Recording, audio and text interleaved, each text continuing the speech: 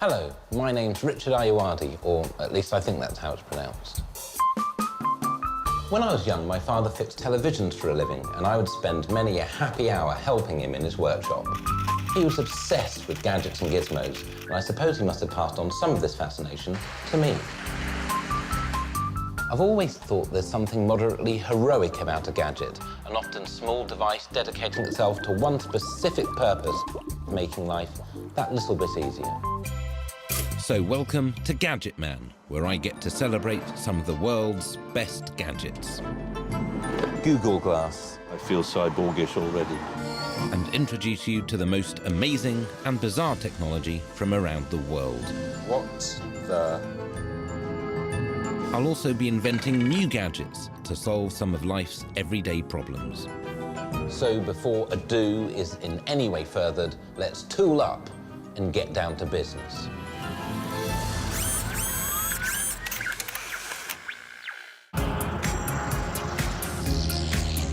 Outside, in the sky, a place without borders, a feeling of boundlessness marred only by intense feelings of agoraphobia. You see, I've never been very comfortable with the great outdoors. Even the term itself seems somewhat smug. You don't see the indoors calling itself great. I like the inside. It's where I live. You see, in my unassuming abode, I've brought the great outdoors indoors. For example, this digital window, allowing me to look at view after glorious view, snow with some sleet, water over rock. And I can hear any sound I should wish to hear with this, my sound machine. For example, Asian garden, or my personal favorite, wind. And if I wished, I could wear these, but I don't. And for a totally immersive experience, I merely need to don this, the Oculus Rift headset. Why go outside when you can have vivid, being lost in a forest dreams here? And this way, I've cut down on the travel. I'm walking across some hills, much like Julie Andrews. See, after a while, you do start to feel quite seasick, but I would rather feel seasick in my own house than at sea. At least I can lie down on a bed. Maybe gadgets could soften my reluctance to venture forth and help me take the best of the inside outside. To test this watertight theory, I'm going to undertake a high-tech camping trip with a famous person. I intend to show that even I, a cowardly wretch and scorner of the great outdoors, can learn to love nature with the help of the gadget. I'll start by seeking an expert view on the sort of technology I'll need to make a camping trip like no other. I'm meeting a man with whom I have absolutely nothing in common. He's a professional explorer who's walked across the Amazon basin and discovered 2 tribes in New Guinea, Benedict Allen. Hello, Benedict. Hello. In your natural habitat. How can a man survive in the outdoors? This is everything you really need. That looks like a sewing kit. What is it? This is a survival kit, and it has all the essentials in it. This is for communicating with indigenous people. Okay. Picture the Queen. This is someone who colonised you in the past.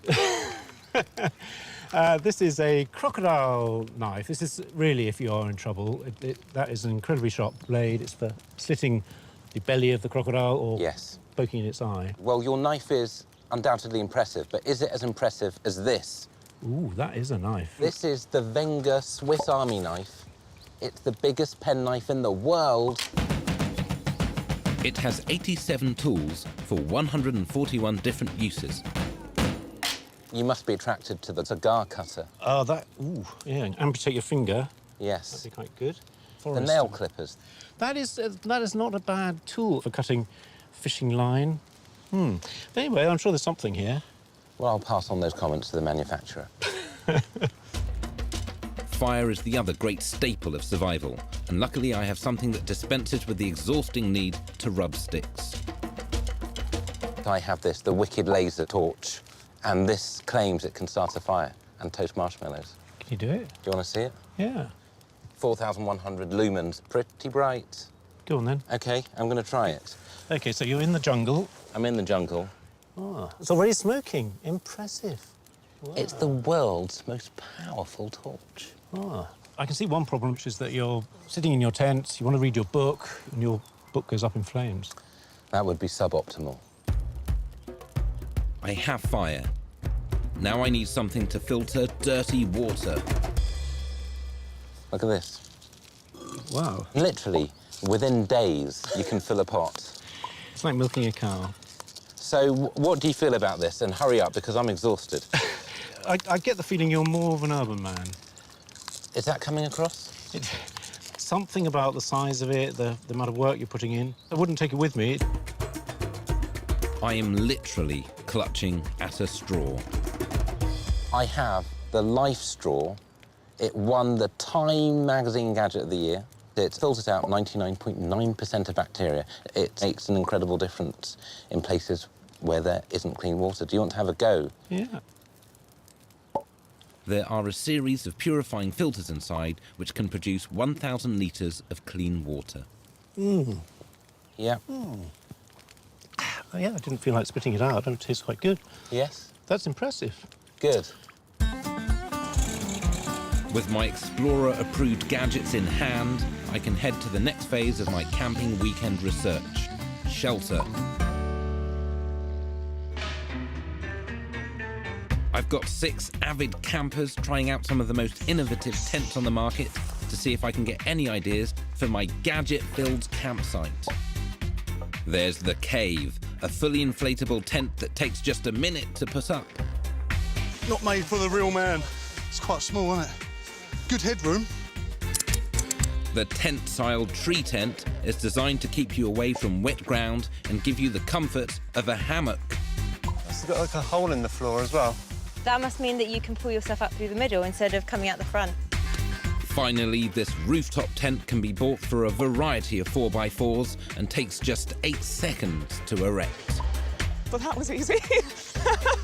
It's guaranteed to stay put in winds of even 70 miles per hour. Do you think there's room for me up there?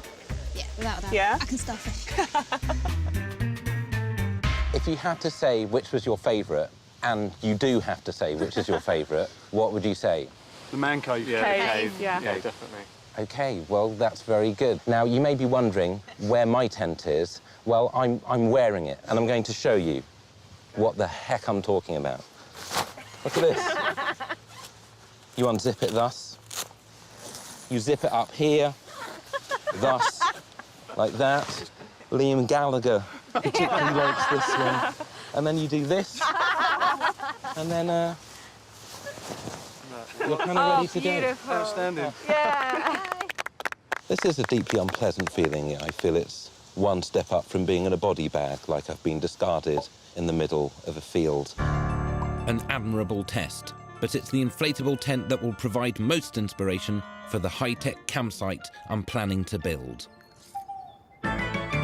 So in the continuance of my quest, and it is a quest to get back to nature, I am actually going to fish to see if this can be made less crushingly dull with the use of gadgets.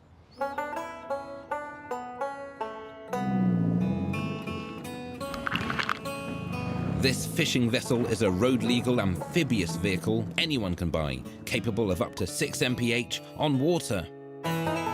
This is probably not the moment to announce that the last time I was on water, I was violently sick.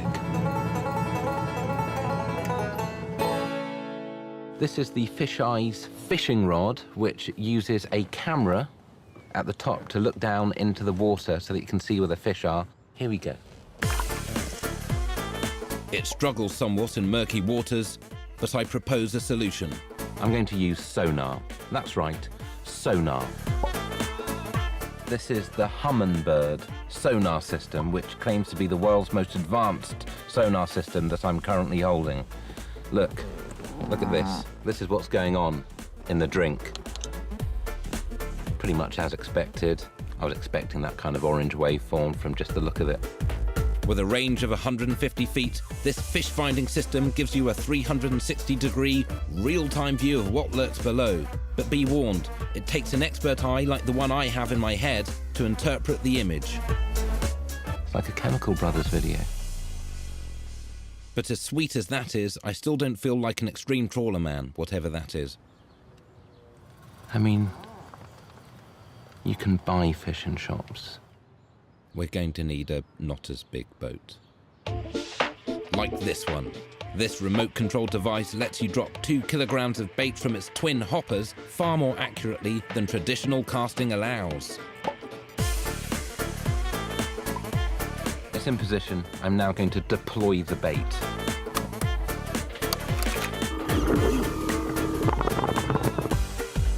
Before long, I have a bite.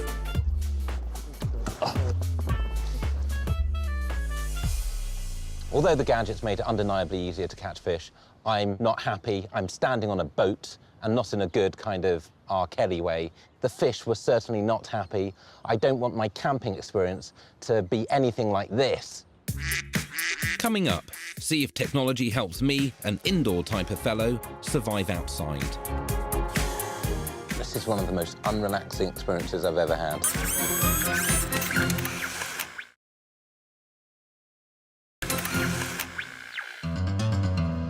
Friends, the moment has arrived. I'm about to do what I and most civilized people have avoided their entire lives. I'm about to spend the night in a field. Now, the only way I can really bear this is by surrounding myself with luxury camping objects and gadgets. Let's go and meet them. This is the bubble tent currently inflating before your very eyes. It's one of the most see-through tents in Europe. It costs £6,600. I don't know why either. It takes about an hour to set up, and it's where I and my mystery guest will be garrisoned tonight. Its transparent design is meant to make you feel more connected to nature, as if that's what anyone would like. This is my portable outdoor oven, which is actually bigger than my non-portable indoor oven. It costs over £3,000. Let's be candid, this is a big oven, y'all. It's based on the kind of wood-fired ovens usually found outside Italian farmhouses, and lets you cook with a higher heat than a conventional oven. And because we're in a field and there's nothing to do in a field apart from to work out ways of leaving the field, I brought this, an inflatable cinema screen which inflates in 60 seconds. Also, I have this, the Lumitab, which is the world's first tablet projector. It means I can carry a whole cinema in a regular hold-all. And what camping trip would be complete without a jacuzzi? That's why I have this, the Lazy Spa Monaco edition. Check this shizzle.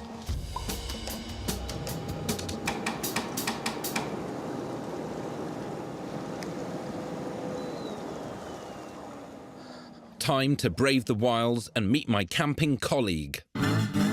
Comedy actor Stephen Mangan. Good. Hello. You received my coordinates. I did. Excellent. Do you like this kind of setting?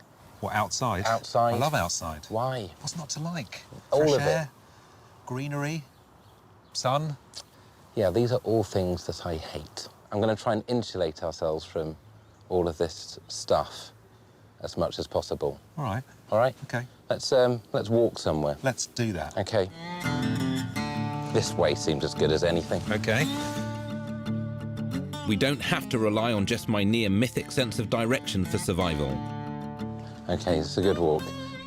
I'm equipped for any eventuality. Okay, so what kind of backpack you got?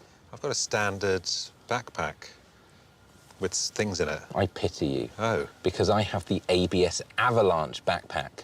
Yes? That's right, you were admiring my toggle. Do you want to see what happens when I pull this toggle? I do. Good.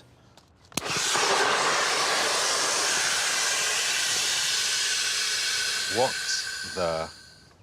What this is that if it snows and there is an avalanche, Yeah. I could have pulled this and I would float above while you perished in the snow.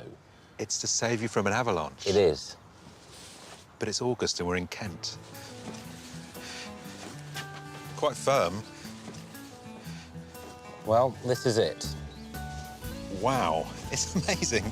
You have been very busy. Are you pleased? Well, I can't help notice, but the tent is see-through. It is see-through. Is that because you like... I like to have a good, clear view of assailants. Right. I tell you what, I feel that my credibility is being reduced by this backpack. I don't know why you think that. OK. So I'm going to toss it manfully Good. aside. I probably shouldn't have done that. I think it cost £700. Yeah. I've never been in a tent with an entrance hall like this. No. It's an airlock to prevent the air in here getting out. Why is it special air? Oh, there's a breeze. There's an actual breeze coming from inside. That's it, inflated. So... How do you feel about this?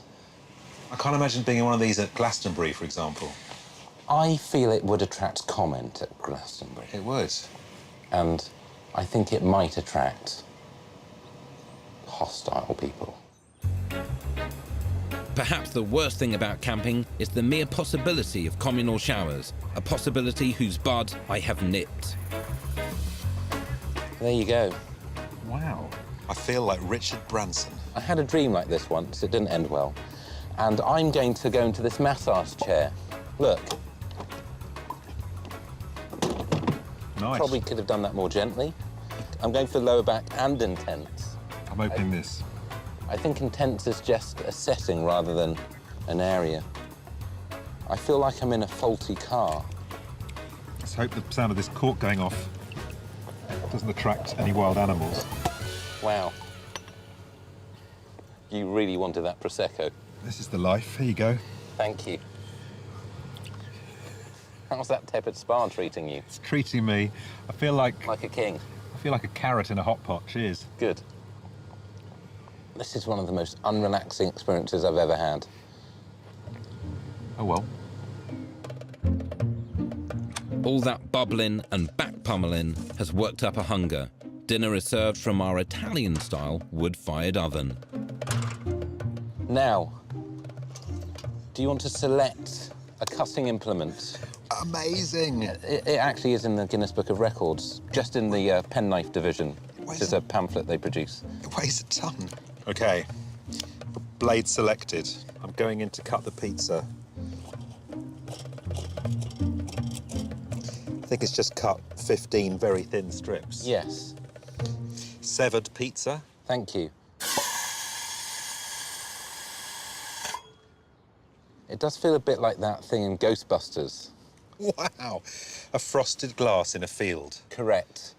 But look. What are you going to do with that? You can open beer with it, but I'm a very weak man, so I don't know whether I'll be able to do it. It worked. Hooray. Into the frosted glass it goes. That beer campaign is yours. Cheers. As so often happens, day becomes night.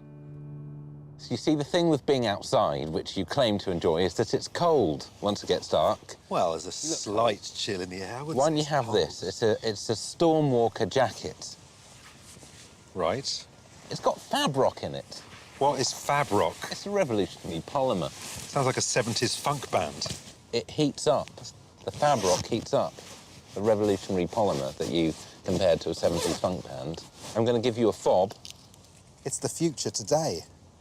What do I do with the fob? Well, you choose 1, 2, or 3, depending on what heat setting you desire. I'm going for 3. I'll go for 2.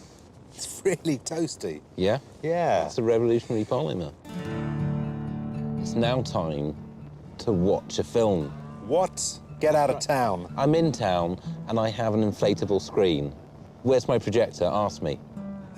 Where's your projector? It's here. Look at this. That very small thing is a projector. It's a projector, look. We can watch Brokeback Mountain. Let's hit it. I mean, not in that way. With 16 gigabytes, the Lumitab can hold about 8 films. But, unaccountably moved by our surroundings, we turn our heads to the stars. You join me next to the Meade LX200. It's a beast. I can just press on this little handset, go to, for example, moon. Right. Slewing. And it's slewing. Here it goes. And it's finding out where the moon is. It's over there. A mixture of GPS and an inbuilt calendar. It will automatically find the top 5 celestial bodies in the sky on the basis of luminance. Oh, not on, like, popularity. Oh, the moon!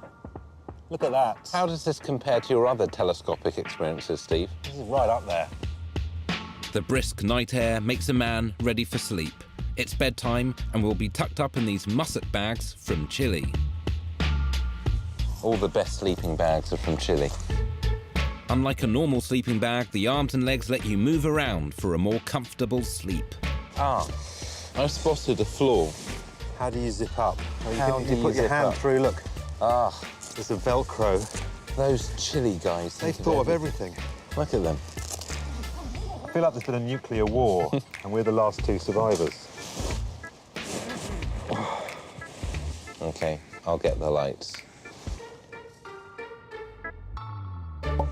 Sweet dreams. All I'll dream of is people attacking me in this see-through tent.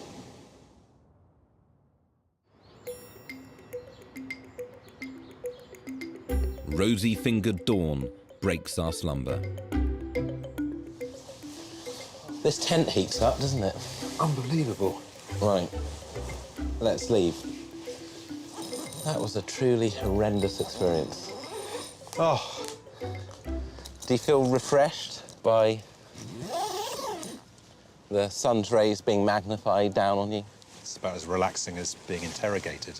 Yeah. The experience ended. I guess that's a positive thing. It ended. Yeah, Would you like some breakfast? as long as we don't have it in the orgasmatron. I've been eagerly awaiting this part. Breakfast will be served in a camper van not due to be launched until next year. It's a camper van with a secret. Nice. Bit Yeah. of room for the fro. But that's standard camper van technology. Check out the double back yawl. The rear pod takes 45 seconds to slide out, Hello. Yes. Who's this? adding an extra 2 meters of space inside. That's better. Yeah. And that was a Muppet Show entrance. Let that be said. You came for breakfast. I'm going to text for it now. That's right, I'm texting for breakfast. The future is now, and it's delivered by a drone that hones in on the GPS location provided by my phone. Whoa, Yeah. amazing. Well, let's take the tray. Let's repair to the double back. Hey, very nice. So, am I a convert to the great outdoors? No, I'm not. To me, it's an appalling act of lunacy. Can gadgets make being in the great outdoors easier? Yes, they can. It's much more pleasant with the use of gadgets. Can you start using so many gadgets that you might as well be inside? Yes, I think we're at that point. Am I now going to go inside? Yes, I am. I'm going to do that. Hello, my name's Richard Ayoade, or at least I think that's how it's pronounced. When I was young, my father fixed televisions for a living, and I would spend many a happy hour helping him in his workshop. He was obsessed with gadgets and gizmos, and I suppose he must have passed on some of this fascination to me. I've always thought there's something moderately heroic about a gadget, an often small device dedicating itself to one specific purpose, making life that little bit easier. So welcome to Gadget Man, where I get to celebrate some of the world's best gadgets. Wow, you're straight in there. Back it off. Back it off. And introduce you to the most amazing and bizarre technology from around the world. You look like Will.i.am. I'll also be trying to invent whole new gadgets to solve some of life's everyday problems. So before ado is in any way furthered, let's tool up and get down to business.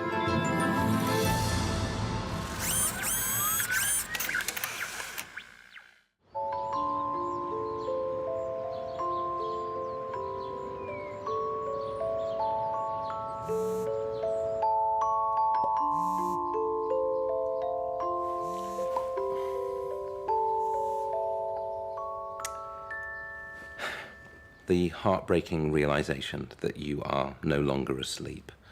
I'm a writer, so This puppy's normally set to about 3 p.m, but for grown-ups with actual jobs and responsibilities, there are deadlines, trains to catch, and places to be. We each spend about 2,000 hours of our lives just getting ready. It's enough time to go to the moon 30 times over, which explains why so few of us find the time to go to the moon. And rinse. That's powerful. That's a powerful jet. The same drill every day. It's a colossal pain. But don't get down. I'm about to showcase some top-notch gadgets that'll cure those morning blues. Toast. Like this magic mirror that allows me to try on clothes without actually having to try on clothes. This mirror was designed for shops, but can also be installed in your bedroom to avoid the flaming nuisance of putting clothes on your body to see what they look like. Yeah, I mean, more or less. I wonder if it's possible to create a machine that would alleviate the hassle of getting ready each morning. I need to investigate.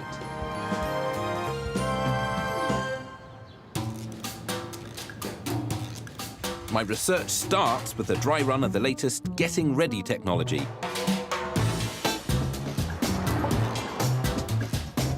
And who better to act as my guinea pig than a woman who's used to rising at an unfeasible hour to host her early morning Radio 1 show.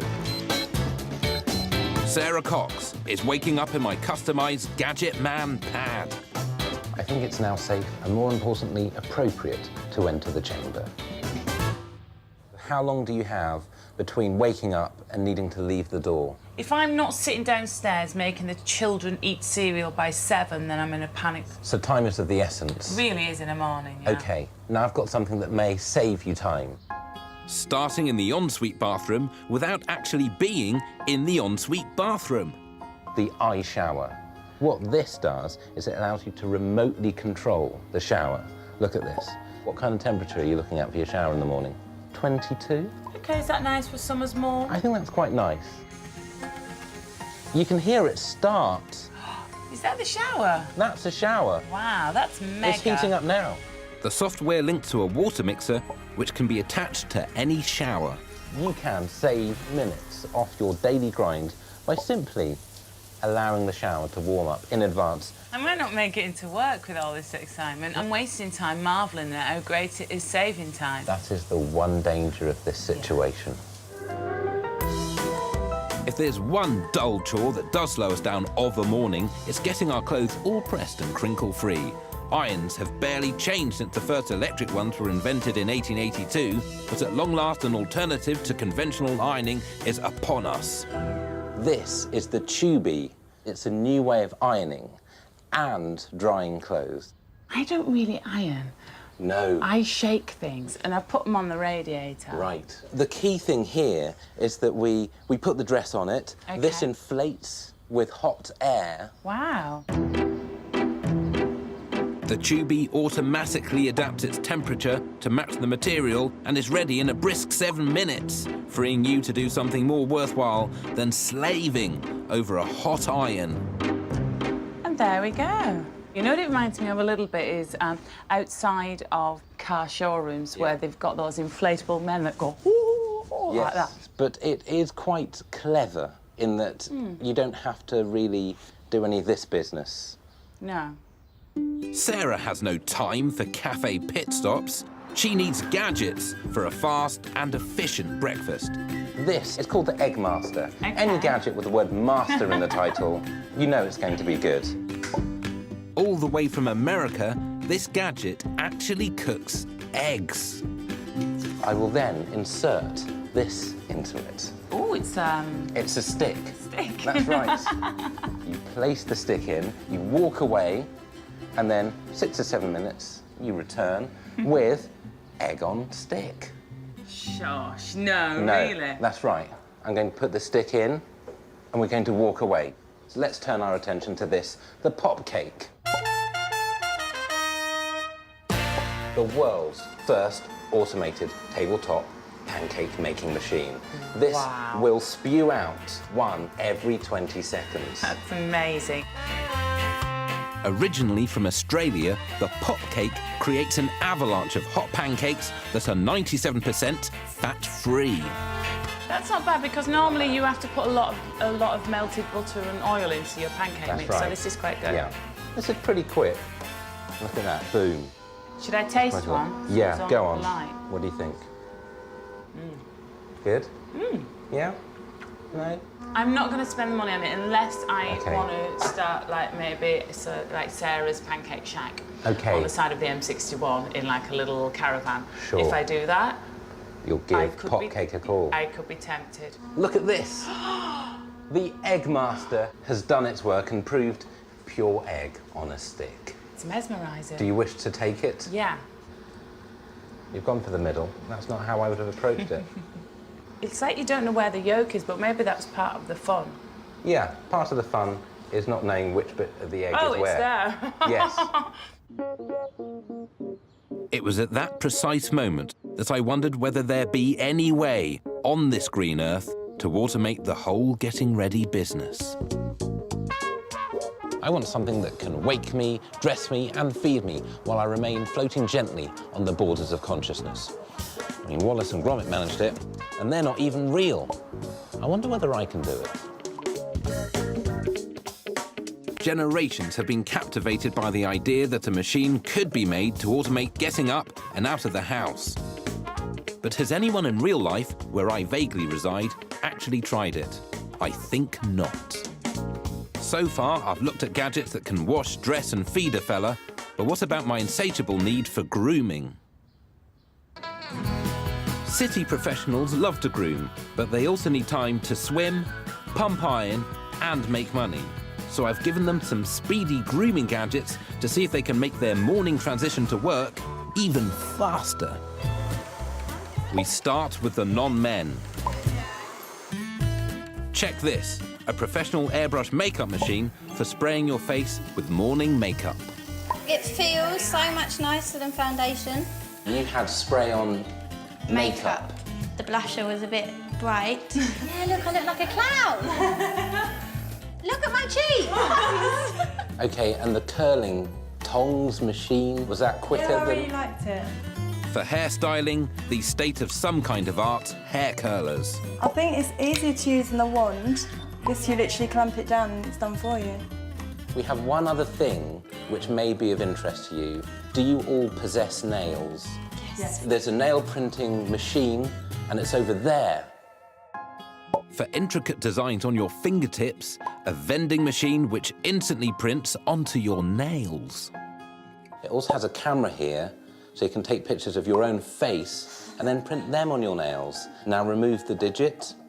Wow. How long is it taking you currently to lovingly put pictures of me onto your nails? I hate getting my nails done. Right. So that's all right. Yeah, that's quite cool. So in all, it feels like we've had moderate to quite good success, I'd say, today. But don't despair that you don't have my face printed on your nails. Something that I'd previously only seen in my worst nightmares. Wow. Yeah. I'm going to go home and put them straight on. Well, you must. I've also given some grooming gadgets to some city men in the adjacent changing room. Like this high-tech toothbrush. Timer? Connected to an app, it tells you how long and where to brush. Next quadrant. All via Bluetooth. How was the tooth system? Apparently you're supposed to brush for 2 minutes. I think I brush for 3 minutes. You're waiting an extra 50% of your life. Exactly. You had the goatee kit, you had a shaver. I found it to be a little awkward. For unsteady morning hands, the goatee saver claims to provide a fast, perfectly shaped beard every time. It didn't save me any time particularly, and it certainly didn't help on the precision front either. Precision is key, as Craig David knows. Absolutely. I do have something that I'm close to bursting with excitement about. This little device removes unsightly nasal hair.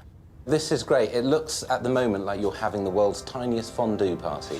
Yeah. Is this going to save you time on your nasal hair grooming routine? Let's go for it. You could be making a business call. You could be saying buy, sell. They don't know that you've got a nose stick in. At the end, sold, pull. Wow, Wow. You all look like you've made quite a haul. So, Yeah, which is really unpleasant. so that's pleasing. My research complete, I'm now drawing up frankly extravagant plans for automating getting ready in the morning. Contraptions that anyone could install in their homes. Something that will take the strain out of the morning routine and turn it into an enjoyable part of the day instead. All I need now is someone to build it, and quick. Coming up, I rise at the crack of day to escort Radio 4's John Humphreys to work. Oh. I am just a little bit tense, you understand? How do you think I feel? And I customise my Gadget Man quarters to see if it's possible to automate getting up in the morning. Wow.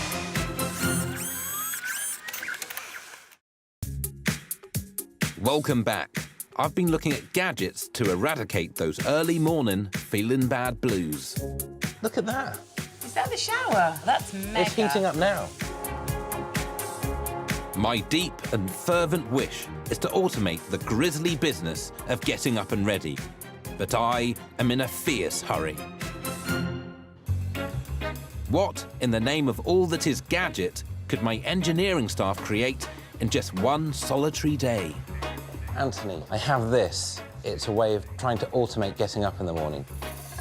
OK. It's a dream, not as profound as Martin Luther's, but of similar significance. It could be entertaining. You're a man of considerable gift. You've never let me down, ever. And that's a pretty good track record of not letting a man down. Best of luck. Thank you, I think. While he does that thing I asked him to do, I'm going to tackle the tedium of the morning trudge to work.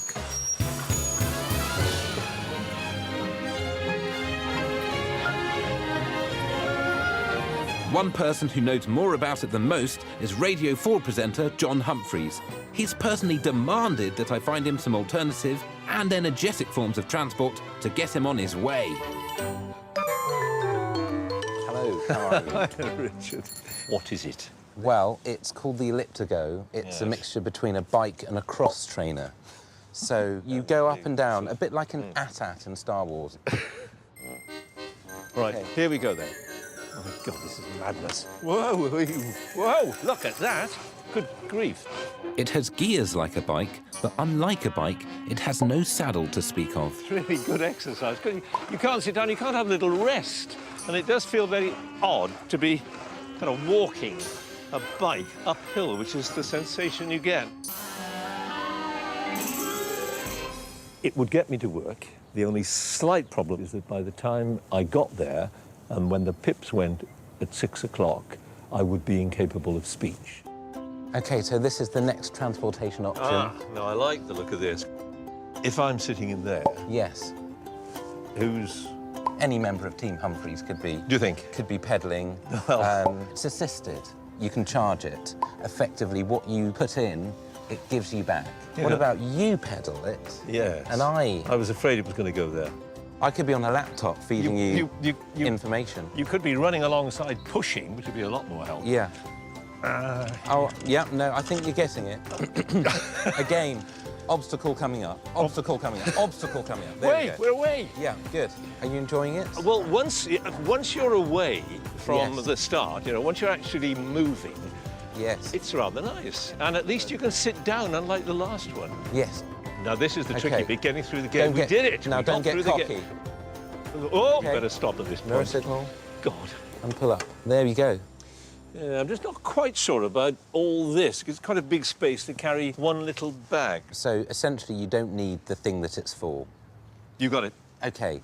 In which case... Sad, but there you go. I think we should go to work in this, which I think you're going to like. This is the Twike. It's an electric car, but you can also pedal it. Yeah.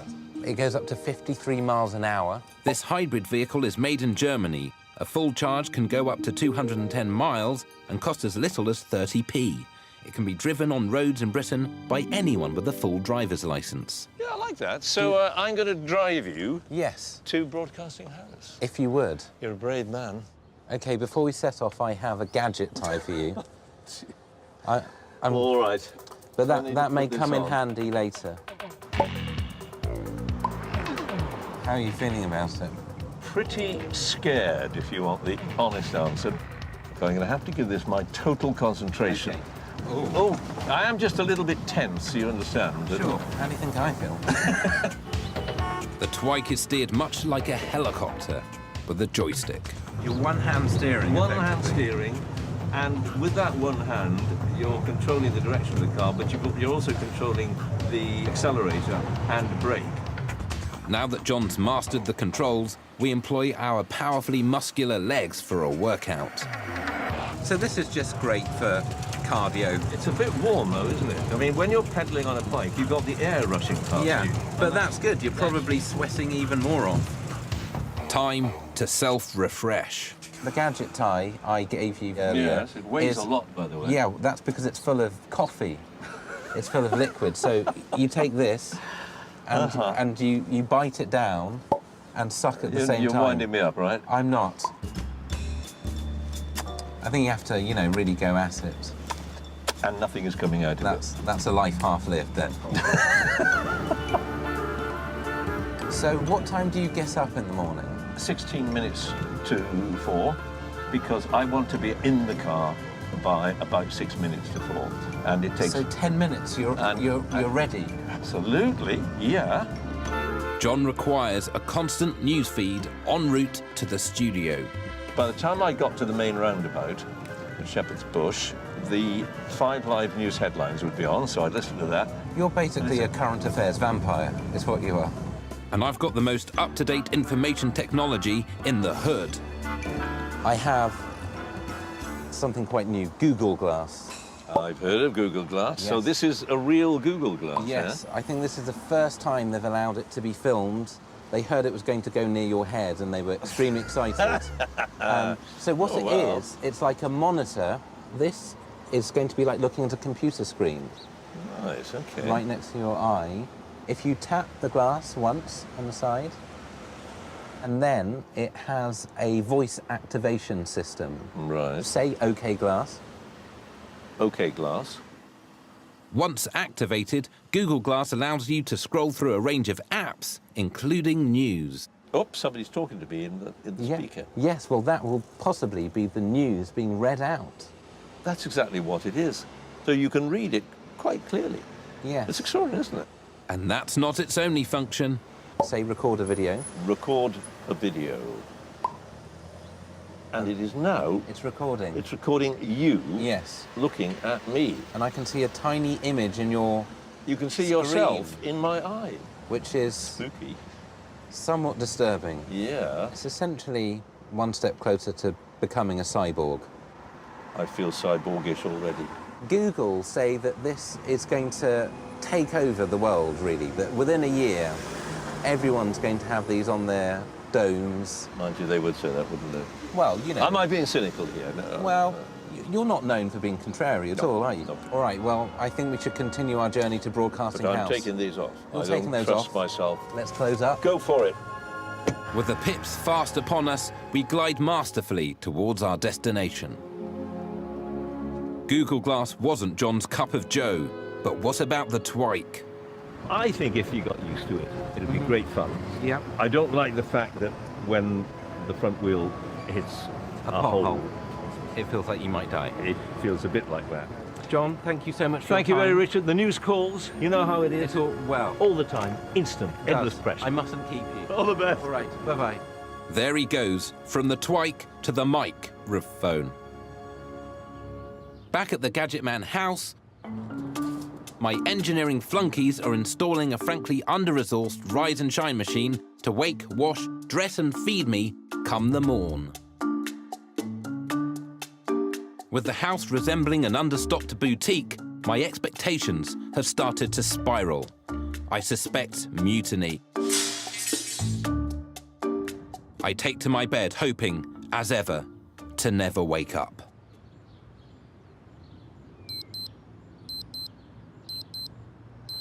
Please, just another 8 hours.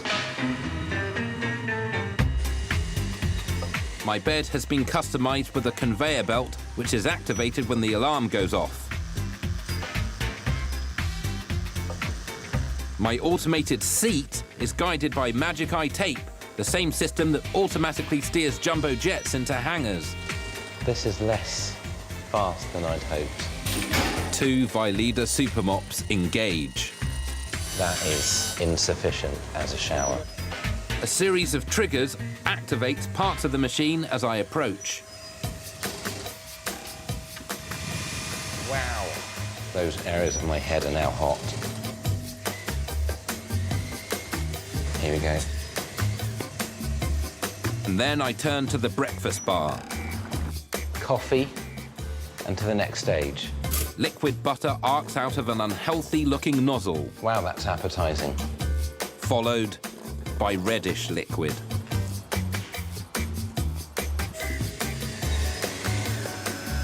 Oh.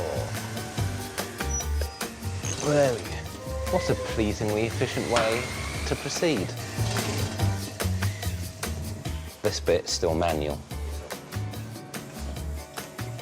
The day's business. Create an amazing gadget. Well, I've done that. Not for the last time, technology has lagged behind my ever-restless mind. So, while gadgets can make portions of the morning more bearable, it feels like there's some way to go before one machine can do it all. My disappointment visible, I leave the house in search of more qualified support staff. Hello, my name's Richard Ayoade, or at least I think that's how it's pronounced. I've always thought there's something moderately heroic about a gadget, an often small device dedicating itself to one specific purpose, making life that little bit easier. So welcome to Gadget Man, where I get to celebrate some of the world's best gadgets. This is a new experience. Yeah, you've not barbecued until you're seasick. And introduce you to the most amazing and bizarre technology from around the world. What the... I'll also be trying to invent whole new gadgets to solve some of life's everyday problems. So before ado is in any way furthered, let's tool up and get down to business.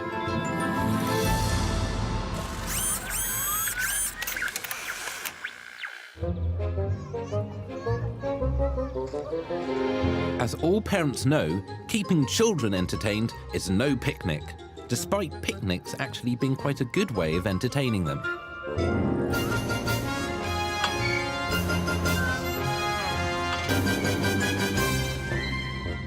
The everyday reality of childcare is a long, hard grind that can often end in tears and tantrums. And that's just the children, or the parents. I don't really know how that kind of joke works. As Channel 4's official personification of a gadget, it's my pleasure, but it's also very much my duty to suggest that perhaps gadgets might be able to take up the slack of this pesky parenting business. Parenting is exhausting. I prefer gadgeting. This playmat t-shirt means you always get a massage while the kids amuse themselves. The daddle is a saddle for a dad. If your kids are harder to impress, then show them this. A machine that uses helium and foam to make floating shapes. There are super gadgets for older kids, assuming they've been financially prudent. And even super gadgets for babies. This is spring-loaded, so before it hits the ground, it will close and protect the teat. Look at that. The dirt is just on the outside. OK. There. Happy? Happy. There's a massive raft of gadgets I'll be showing you that can make parenting less of a chore. But I'm also determined to invent a contraption of my own that will take the strain out of the whole tootin' thing. Now, like an absolute plum, I've agreed to look after a bunch of children next week, and I'll do that. I'll honour that promise. But surely there must be a way of doing this without directly interacting with these small people. I wish to build a playground where parents don't have to push swings or twirl roundabouts. This concept of hands-off childminding has been around for years, and while devices like this robot stroller somehow never took off, maybe I can take inspiration from a modern-day equivalent. Look at me! You know what to see! See a bad mother. This is a bike and stroller in one. The handling of this is fine, but you don't want to go too fast. It can convert from this into a stroller. Okay, so this comes out. The baby is very calm at this point. Take the seat down, like that. This comes over the top, down. You pick up the child who has remained calm throughout this procedure. Look at that. I can just move this buggy off, and then later on I could put it back into a bike. Look at the faces of envy as I pass them. Look, watch this. Yeah, that's right. That scowl is correct. It was a bike. You missed the best bit earlier. It was a bike. All that folding is too much darn effort for my liking, so I've asked 3 real humans to try out some other parent-friendly prams. And this self-folding stroller romped to victory. From a sort of gadgety point of view, that is crazy. This panel on the back is quite good because if you're a bit of a fitness freak, then it can tell you how fast you're walking and stuff. And also, of course, it does go up and down. That's just fun all day. Look at that. That's a pleasure. Now, I think this is the key to the success of my playground. It needs to be fully automated. I need to be able to do no work apart from occasionally press a button. Building a playground that looks after children itself sounds like a job for my engineering friend and wrestling companion, Gary. Gary, how do you automate a playground in the middle of a field without... Well, you've got the power right there, haven't you? What's the power? It's the kids. Are they going to bring generators? What we'll do is make a roundabout. They've put the energy into it by whizzing the roundabout round like a generator. How am I going to keep these fellas on the roundabout? Because I need to keep them occupied. You mean you need to incentivise? I need to motivate. Yeah, they're motivated. Treats, I found work. Do you? Yeah. Mice and children both love treats. Well, if we get a lot of hamster balls, for instance, put Okay. treats inside that, and we can make those hamster balls move around, and the kids have to follow it, and it becomes an entertainment and a treat. It's like the Krypton factor. They'll be hunting for sustenance. Yeah, that's...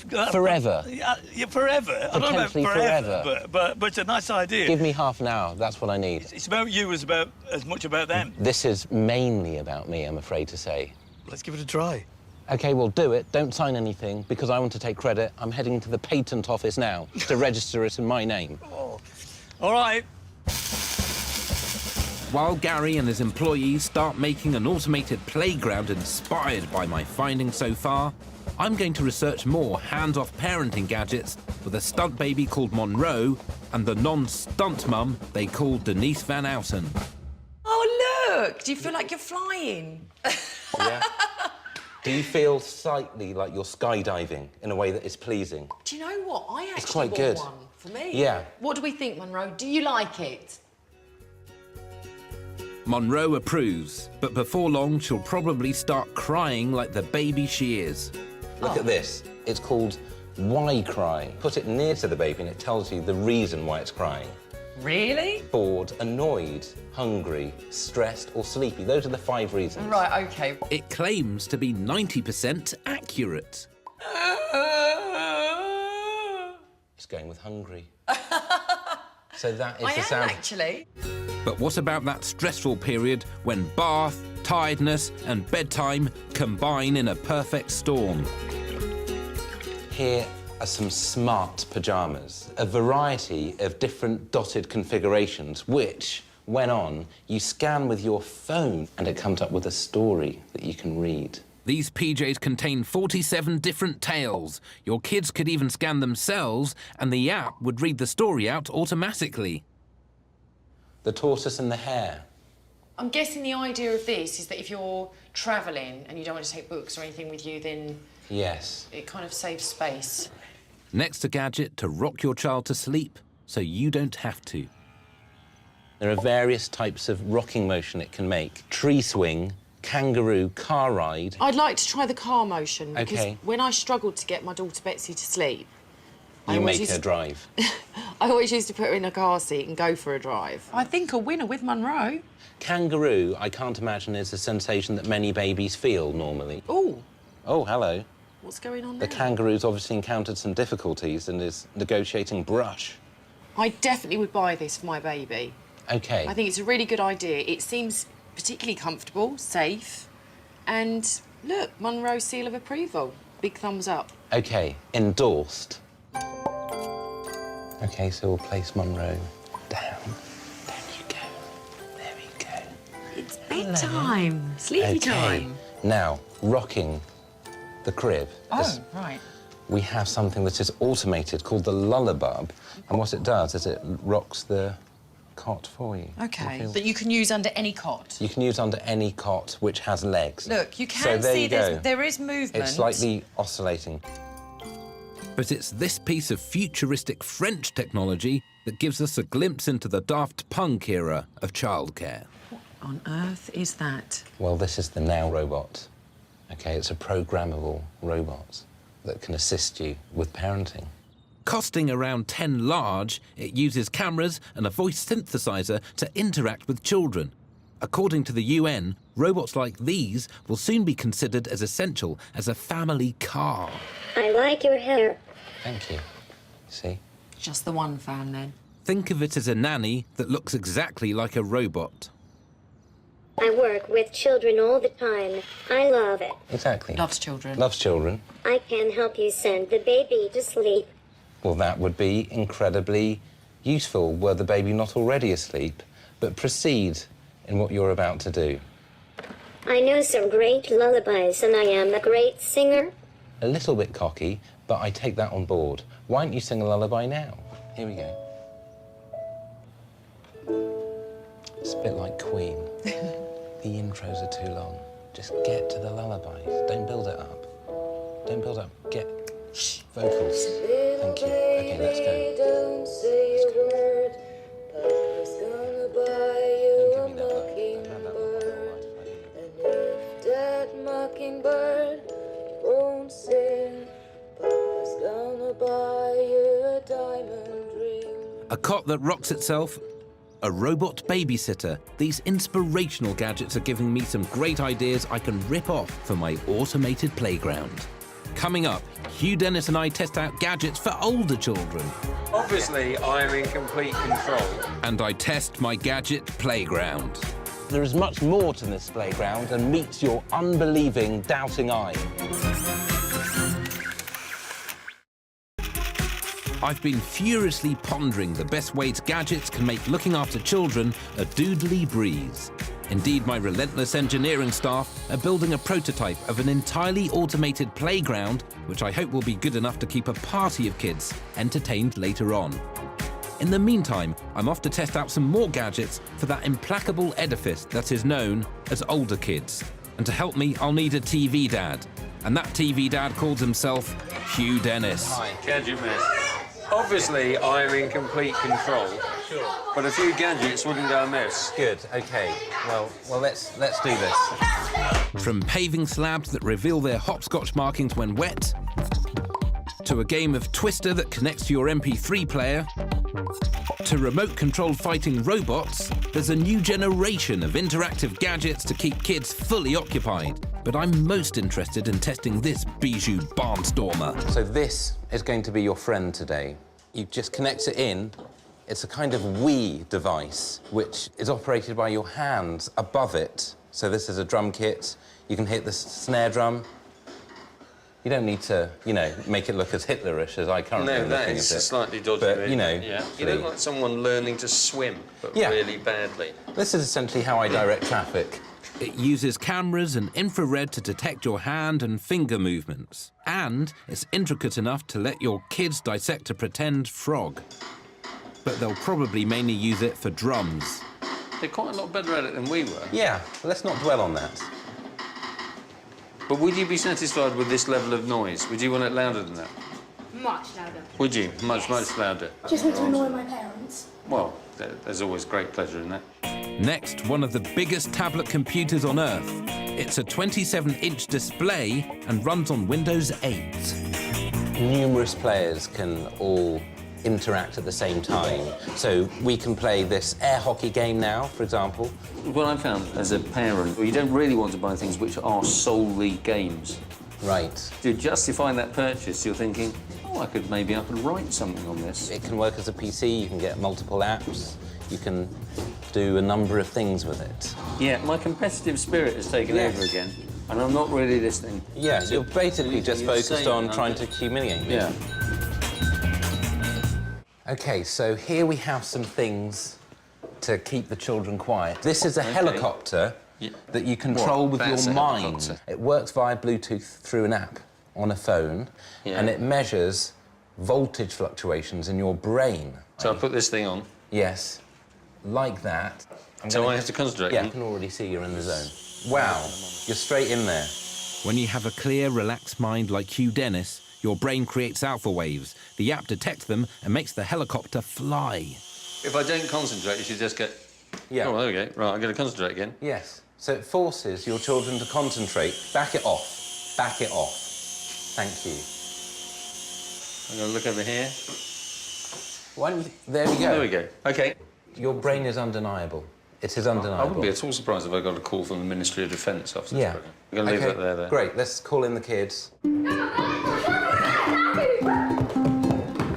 OK, so essentially you can draw on the beds and that floats with the aid of your mind. See you later. Don't panic. I'm not sanctioning scribbling on bedclothes. These duvets come with a set of washable pens.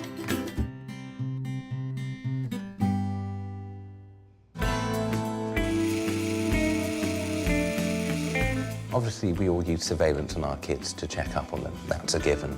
Now, this is the latest way to do it. It's a spy tank. It's got a camera there. Using an iPad or smartphone, you can use it as a remote control, and it will drive itself anywhere you want and can record what they're doing. So let's see whether they're letting us down. Yeah.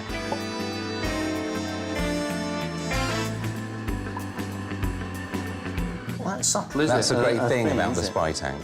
No one will know that you have a small white tank in their room filming them. It's for a parent who's utterly lost trust in their children. Yeah. Or a parent who can't be bothered to go to the door of their children's room and just have a look. Making them realise that they will always be watched throughout their lives and they need to start getting used to it now. With the kids fully engaged, us adults can turn our attention to relaxing. Well, that's not relaxing. They're happy, though, up there. Yeah. It's worked to that extent. Yeah, but I can still hear them, so let's remedy that with this. These are some of the biggest and thinnest domestic speakers money can buy. Designed by a British aeronautical engineer, they provide exceptional clarity.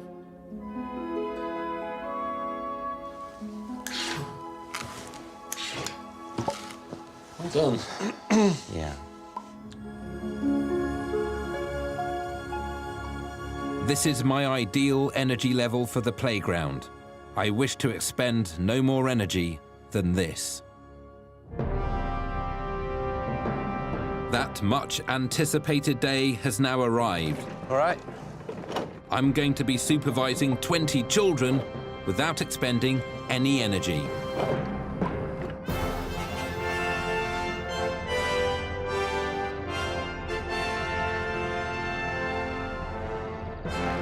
Behold, the Gadget Man automated playground.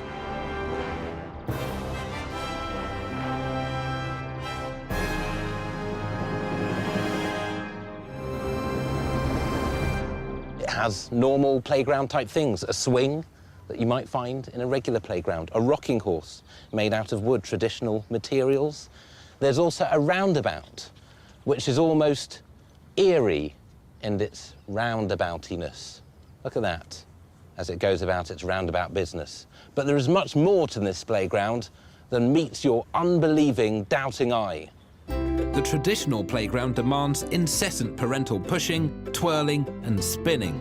But the idea here is to harness and redirect the limitless energy of the little nippers themselves. All I need do is relax as the playground operates on top-generated power alone. Here's a shot of them running.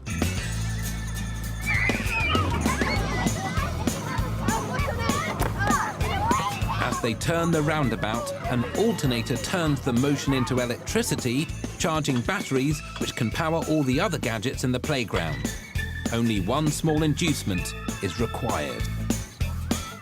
These children can only keep up this level of energy for so long. Some of them are already starting to flag. They're going to need motivation, they're going to need treats. That's what I asked Gary for. That's what he's provided with the Archimedes screw. The balls are packed full of sweets. As the roundabout spins, it charges batteries that turn the screw, which in turn delivers the goodies to the young folk. Suitably sugared, they then have even more energy to push the roundabout and keep things working. It's almost dangerously ethical. We just keep loading them up. I do not want to have to engage with them.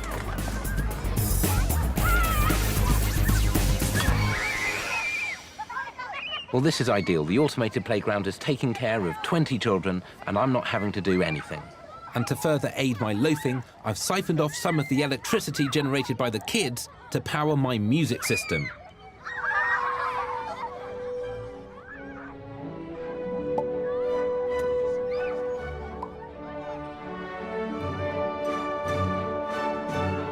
If I need to power more devices, I can simply increase the power from these unwitting dynamos.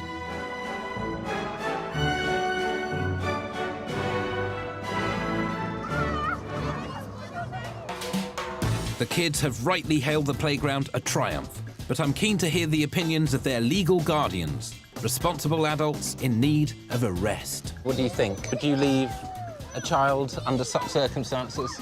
Definitely, as long as I can have a bench to sit on, have a coffee, look on from afar. Definitely, I could send an email without being interrupted to push them on the swing. Yeah, what's not to like? Dad, can you push me every 2 minutes? Yeah. Right. Essentially, your cock-a-hoop, I'm going to be obsolete now. OK, this is good. So we're standing at the scene of a triumph, is what we're standing at. Not for the first time, I'm utterly vindicated. And I can proceed to moonwalk around the entire perimeter.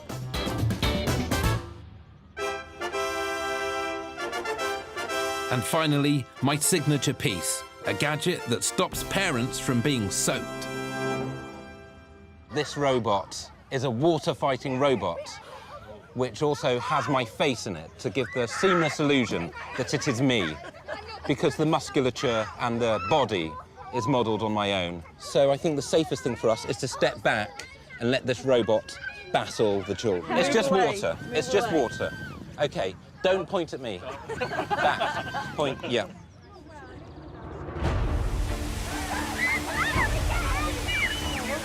The control system lets the robot take aim at any children foolhardy enough to approach. While it is waterproof, it could be vaguely frightening looking, which is why I've given it a very non-threatening face.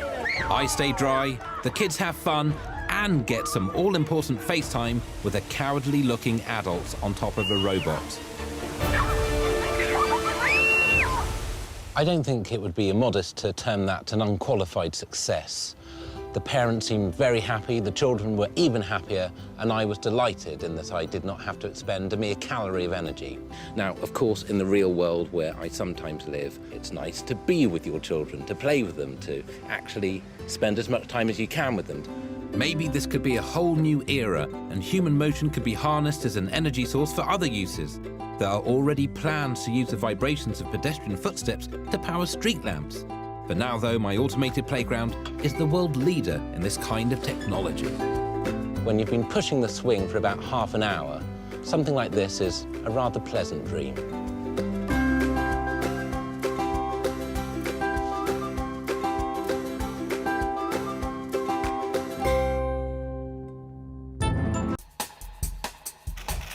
Hello, viewer. This is the voice of Richard Ayoade welcoming you to Gadget Man, where I'm authorised to celebrate some of the world's best gadgets. What? This is an espresso maker. You are kidding. It's a microwavable... That is going straight in my suitcase. And I'll introduce you to the most amazing and bizarre technology from around the world. Yeah?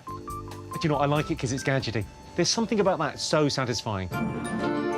This time, I'm specifically targeting travel and holiday gadgets.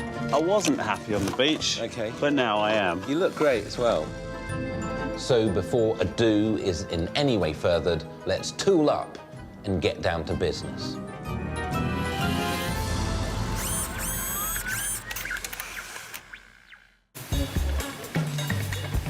Summer holidays are an assault on good sense, a gross slush of stress, heat and brine.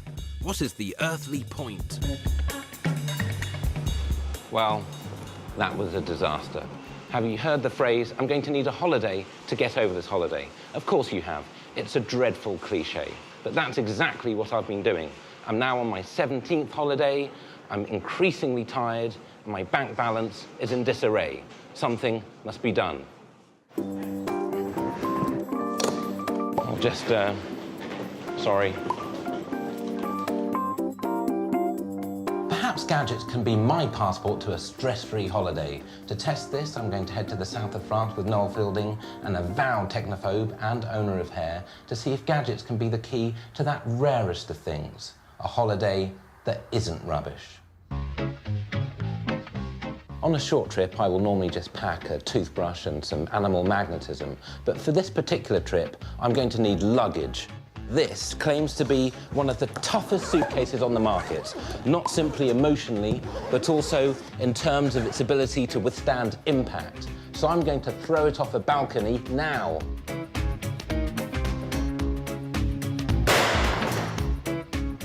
There you go. A staggering display, but I demand a suitcase that minimises physical exertion.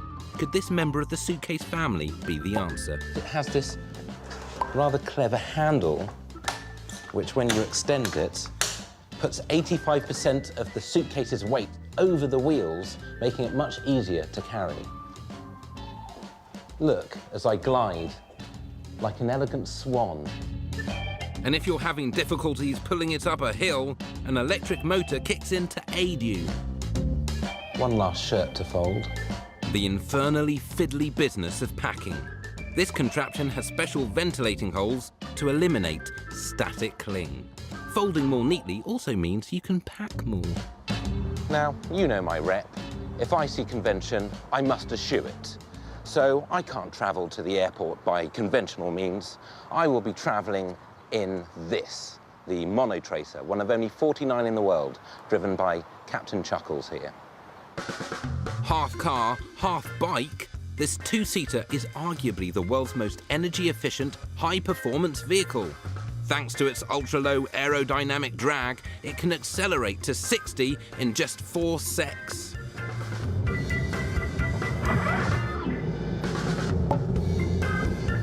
Immediately after departure, a dreadful anxiety claws at my insides. Will I be violated by hoodlum burglars?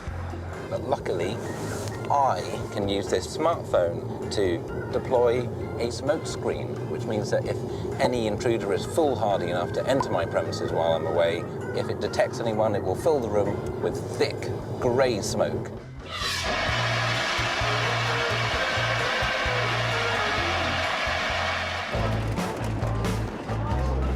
Once again, I must endure the thrumming tedium of the departure lobby, where I'm meeting my holiday companion, male comedian Noel Fielding. Hi. Unbelievable. Late. How are you? I'm furious. I'm furious. Don't touch me. Don't come near me. I've just been strip searched for 2 hours. If No you look idea. like this, you tend to get hassled going through security. You look like Bianca Jagger. Yeah. On the wedding. Yeah, that's no good. Airports are a bit of a pain, though, aren't they? I couldn't agree more. You've got your little cases. case. Oh, I have. The solution. I've got. They call you the solution. They call me don't the they? solution haver. Look at this. It's a Wow. stuffer jacket.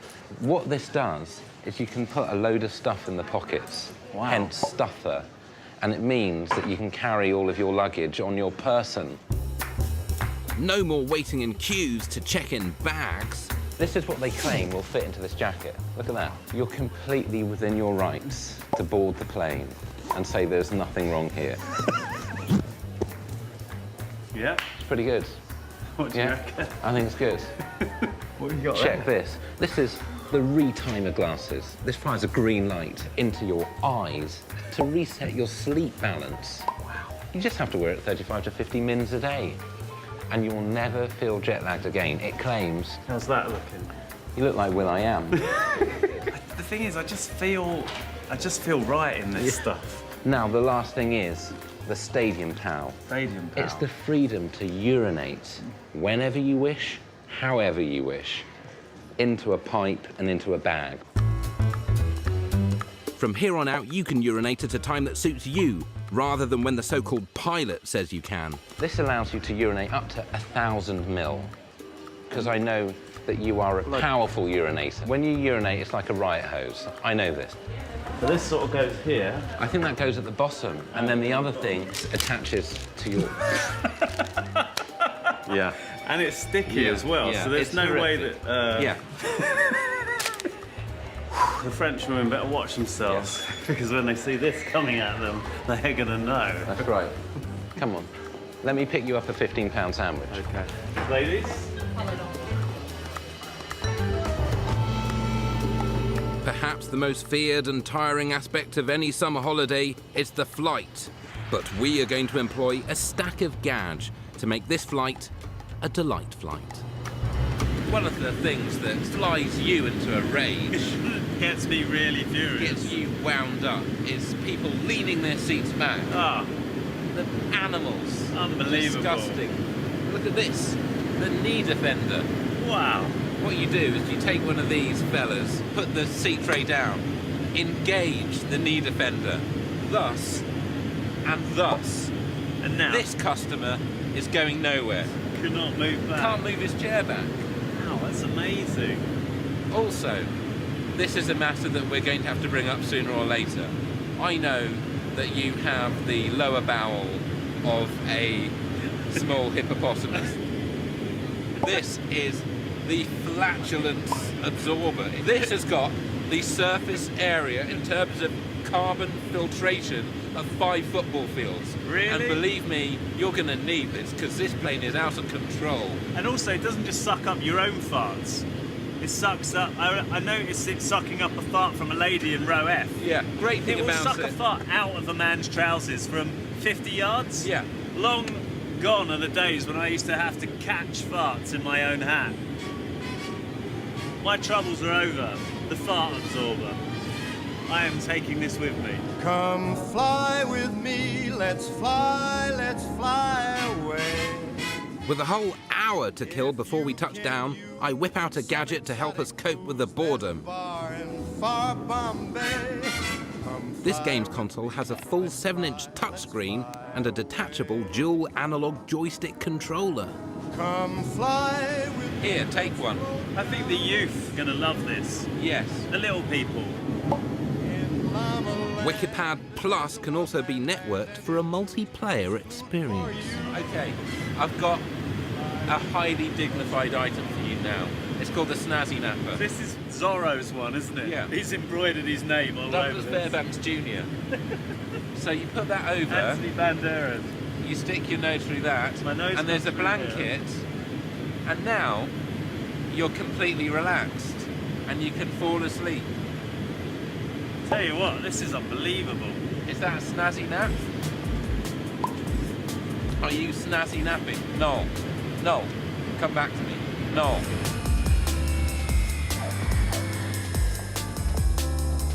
I've got a cab booked for San Rafael. I'm actually from here, so these are my people. So if you need me to do any translation for you, just let me know. Bonjour. Yeah, go on, what else have you got? Come on, get your gadget out. That's right. You got a gadget That's for every... right. I've got an app. This guy's the solution. I've got the S-Translator. I can say anything into this, and it will translate it for me. Will you drive us to our destination without attacking us? OK. Nous conduire-vous à notre destination sans nous attaquer. Destination. OK, bien sûr. Thank you. Ah, merci. Merci. OK, let's get in the car. It's always good to ask that before getting in any vehicle. On va à la piscine alors. À la piscine.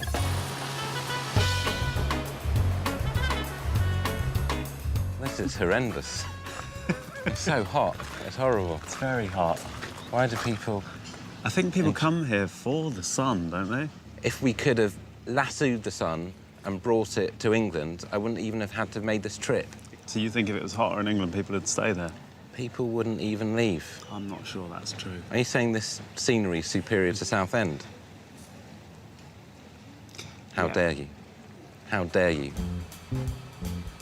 The thing Noel just said made me think of the thing I'm about to say right about now.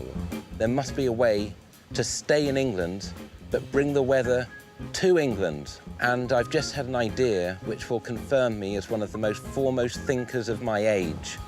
Using the power of gadgets, I'm going to bring the south of France to Southend, starting with the sun. Yes, you heard me. I said the word with. Hello, Anthony. What I would like you to do, so that I never have to travel again, is to build the sun. The sun? Anything's possible, Richard, but there are obviously going to be a few issues. Anthony, if you're going to give me static over this, I don't have time. I don't want to pull rank, Anthony, but I need you to build the sun within a week. Otherwise, you're fired.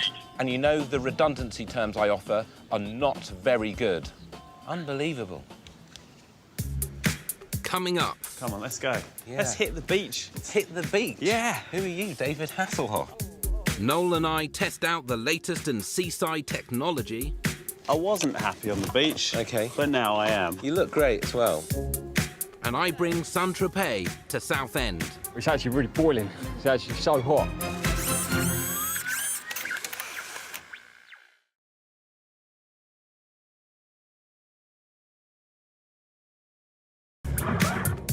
Welcome back. I've been looking at gadgets that can help make going on holiday a more pleasurable experience.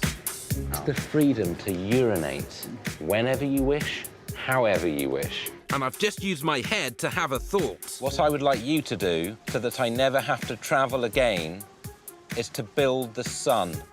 And that thought is to recreate the south of France in Southend. Before Noel and I head to the beach, I'm asking some genuine French people to try out the latest in waterproof audio technology. Check that boombox. It's called the Echo Terror, a fully waterproof speaker system that encases your smartphone or MP3 player. And this revolutionary underwater personal hi-fi doesn't play music through your ears, it beams sound waves through your cheekbones instead.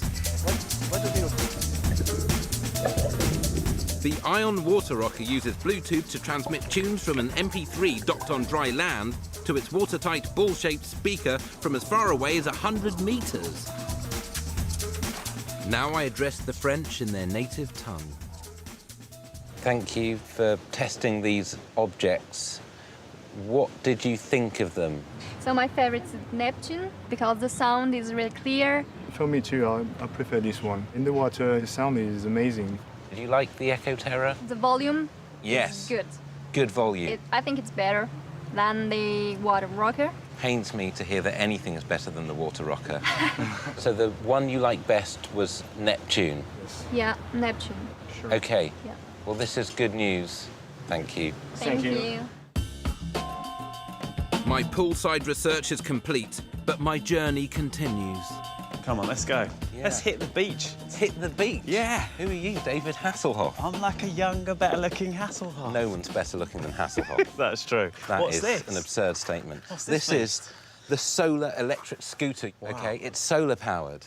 Amazing. OK, so let's get going. Well, I say Am I that. coming with you? You're not. Although it can accommodate two people, It's I a prefer tandem. to go solo. Why? Because of balance, and also I don't like being touched by you. Great. See you down there. Thanks, Mr. Gadget.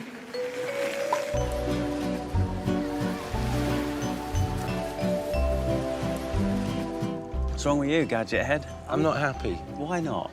I'm on a beach, that's why not. The beach is a great, fun place. It's a disgusting collection of ground down sedimentary rock. I know, but you've got to make the best of it. I mean, look at me, I'm a goth. How do you think I feel? I'm all exposed. Look at the Minox. Wow. Yeah? It monitors the UV light. Wow. Tells you when to reapply sun cream. Really? Yeah? That's right. What's this you're sitting on? I'm sitting on the lounge pack while Right. you're on your tiny little red towel from the 60s. It's a good colour, though, isn't I'm it? on the lounge pack. Half a lee, let me then. I've got speakers. Wow. either side. What for, Stravinsky? Yeah, so I can put in Prokofiev whenever I need to get things a bit more Russian.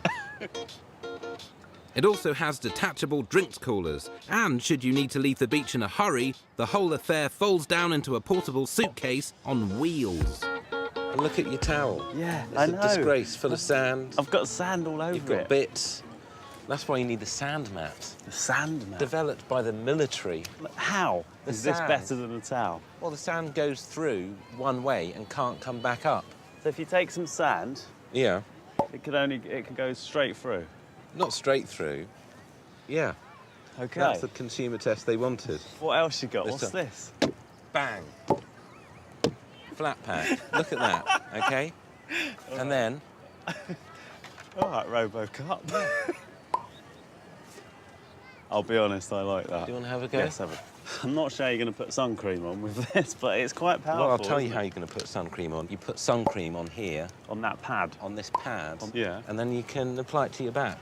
I wasn't happy on the beach. Okay. But now I am. You look great as well. I'm going to go and see if I can make friends on the beach. Yeah. See you in a bit.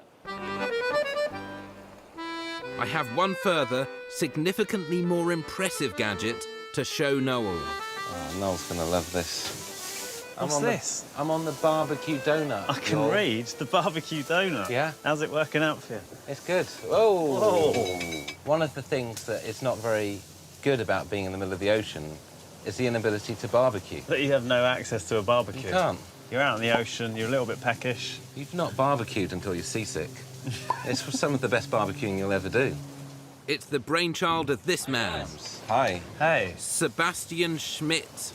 Look at him. He's amazing. He's a real man, not like Jason me and you. Statham's just hopped aboard. Constructed from thermo-resistant plastic to prevent its very hot charcoal barbecue from melting through the hull, its donut-shaped chassis seats up to 8 meat eaters.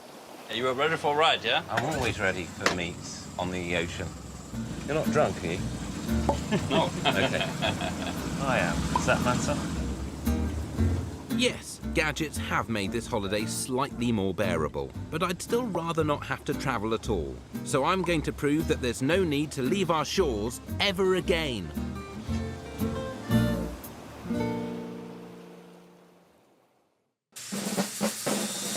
Back at the Gadget Man workshop, my engineering staff are creating a phalanx of gadgets to help me do just that, including one uber gizmo that seeks to replicate a ball of hot plasma interwoven with magnetic fields, i.e. the sun.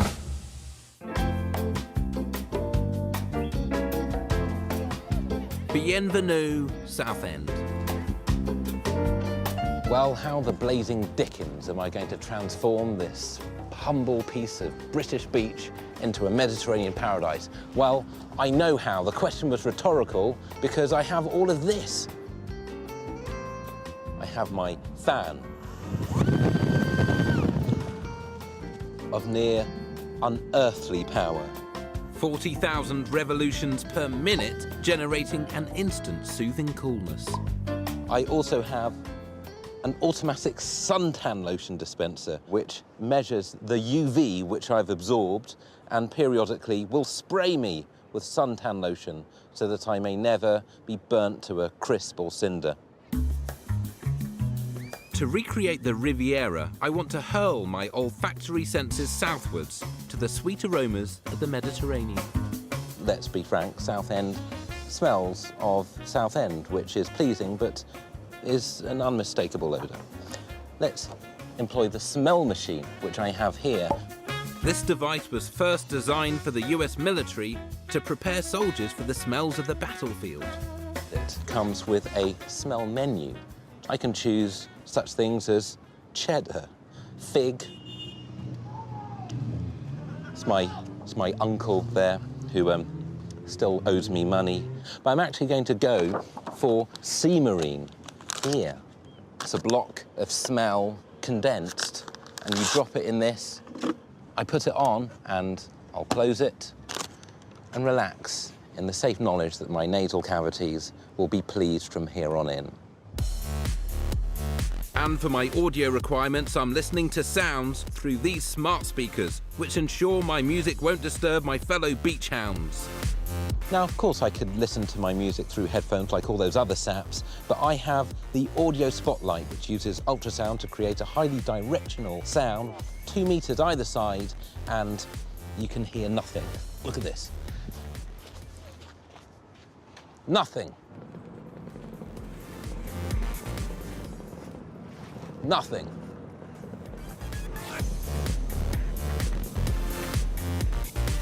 Yeah, something.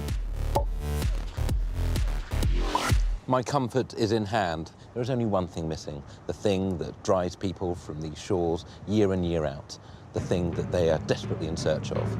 Here comes the sun, and a Beatles reference, suspended from the arm of a giant 50-foot crane. The sun, not the Beatles reference. This quarter-ton Gadget sun's halogen lamps blast out 48,000 watts of light, twice as powerful as the real midday sun, instantly raising the ambient air temperature by 5 degrees centigrade.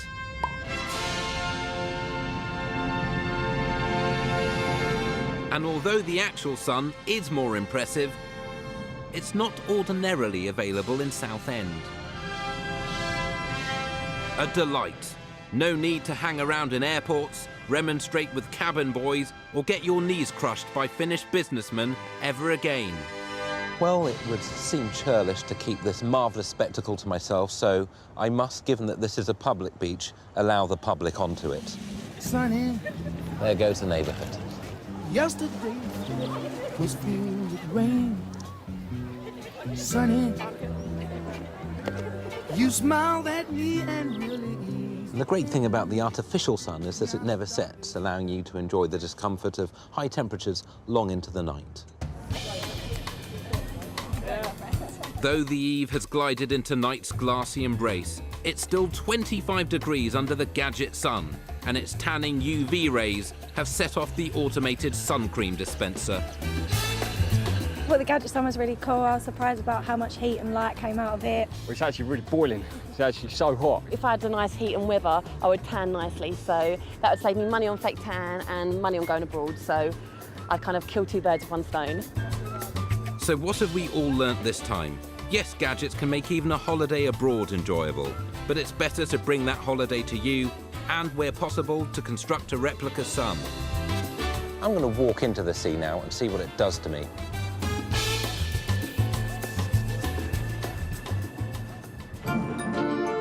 Next time, I'll be looking at gadgets that can help take the blinking hassle out of home improvement. I love not falling. I'm never happier than when I'm not falling to my death.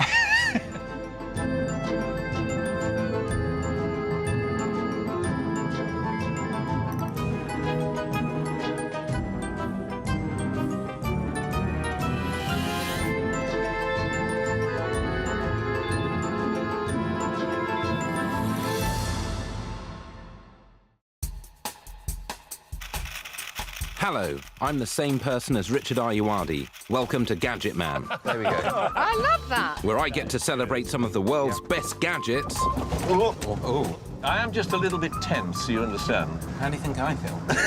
And introduce you to the most amazing and bizarre technology from around the globe. Do you want some quiche?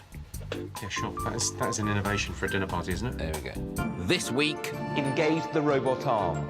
Gadgets designed to take the darn drudge out of do-it-yourself. So before ado is in any way furthered, let's tool up and get down to business.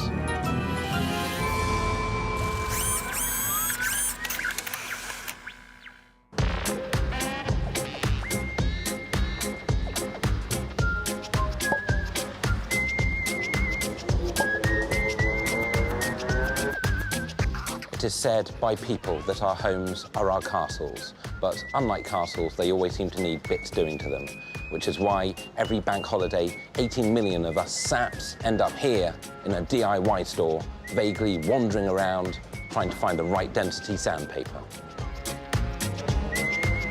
No, DIY just isn't my jam. I dislike the climbing of ladders, the spreading of paint, the buying of fluids, and the purchase of tools.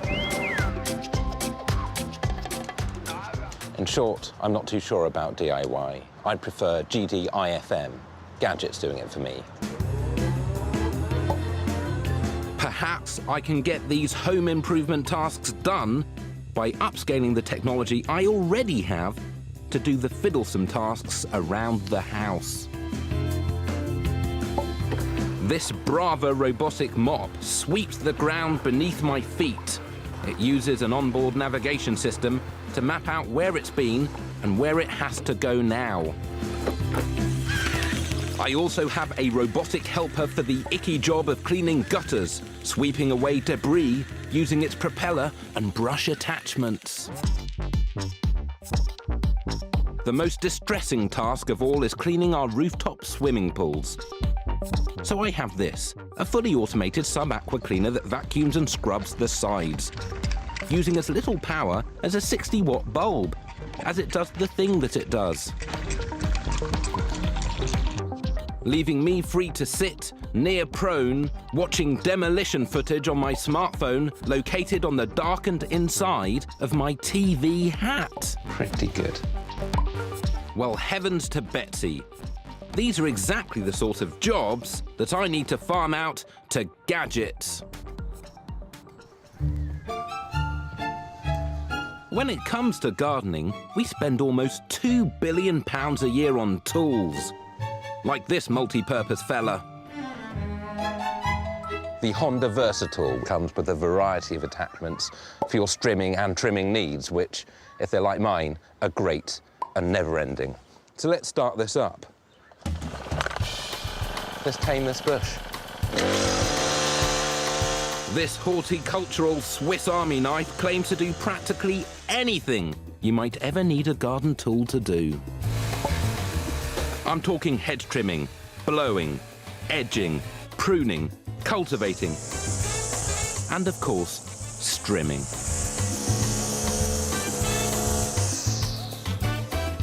That was a heck of a strim, I don't mind telling you. Wow, but I'd prefer a gadget to take care of the lawn without me lifting the proverbial. Let's meet this fella. It's the Husqvarna Automower 265 ACX. Let's hope the makers of this are better at making mowers than coming up with catchy names. It claims to be able to cut your lawn on its own. It's a robotic lawnmower. Let's test it. This state-of-the-art mower uses an ultrasonic sensor and guide wires around the lawn's perimeter to maneuver itself around. And there's no need to worry about your cat getting an unwarranted trim. Its sensors will prevent any collisions. When it gets low on power, it returns to its charging station, like a dog would if it were this mower. And there's more. If it's disturbed in any way by, for example, bandits, it will even send a warning text to your mobile. Well, is grass getting shorter? Yes.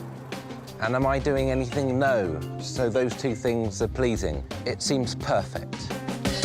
Seeing my robotic mower cut the lawn has sent thoughts rushing to my skull. Perhaps I can find gadgets that can speedily transform the inside of my house as well. Let's consolidate and group our thoughts in an orderly manner. I need to decorate a room in this house. I just need to. The decor offends me. Can gadgets help me do this? And what's more, could they do it in just a few hours? I'm going to decorate this empty shell of a room in my house into a space fit to host a tea party. I will then invite some TV makeover titans to witness the whole process. Before I begin, I'm going to pick the brain of architect and construction expert Charlie Luxton. I want to get your opinion on some gadgets that are meant to be for the novice. So it'd be good to get your expert eye on them. Okay. Who needs a tool-laden garage when you've got this transformer gizmo? So essentially what this is, it's a workbench in a box. You've got your circular sawy thing, put it down. You've got a drill, handle. The Powerade plugs straight into the mains. Or its two rechargeable batteries allow you to work cordlessly outside. It strikes me that it's a lot of fun to use, putting it all together and slotting it and clicking it, and it is sort of like a big boy's toy. So from that perspective, I think it's probably a lot of fun. Helping us assess my DIY gadgetry is Charlie's foreman, Pete. Okay, lovely. In the home, excellent. Very good. Wouldn't necessarily use this particular product at work, but in the home I would. Charlie's right-hand man was nearly Charlie's no right-hand man after a nasty DIY accident. How did you cut your hand? I presume it wasn't a duel. No. Okay. I was using one of these saws without a proper guard. Wow, I am concerned about safety with these things. There's some gadgets over here that are safe, and let's have a look at them and see if you think they'll be useful. Britain's A&E department see more than 200,000 DIY casualties each year. But this ingenious piece of American hardware is aimed at reducing injuries dramatically. What's pretty amazing about this is that it has a sensor in it, which means that if it comes into contact with human skin, the saw drops below the level and it stops. It really stops? I'm not going to ask you to put your hand in it, or your hand. Yeah. You've been there, done that. So we're going to use your lunch. There's a Savaloy in here. It's Bobby down his way. Introduce You're the Savaloy. happy about this? I'm very happy. Introduce it. Bloody hell! Sawstop's blade carries an electrical signal. Upon contact with conductive material like human flesh, it triggers a brake and retracts the blade under the table. Bloody hell! All this in 5 milliseconds, which is a fast amount of time. Oh my God! I thought it popped. That's pretty good. Oh, look, it's got a tiny little nick. Yes. That is amazing. Yes, you're pretty impressed. I am really impressed. OK, that's good. Yeah, you could have had a less impressive wound if you'd had one of these. Ladders are involved in more DIY accidents than any other piece of kit. But this one claims to be the world's safest. Its adjustable outriggers make it 5 times less likely to tip to the side. And its built-in spirit levels help you to put it up at the most stable angle. I love not falling. I'm never happier than when I'm not falling to my death. Actually, ladders are incredibly dangerous. So that is a good bit of kit. The days of whacking finger with hammer could be over as well. Designed with a magnetic head, this gadget grips nails in place so you don't have to. Its rapid-fire mechanism hammers away 60 times a second. This is actually mainly for tight spots, where, you know, you're doing that, you don't want to be in a tight area. What I reckon is that's why they invented the screw. Sure. Well, Because that seems a little over the top and... OK, what I'd say to that is...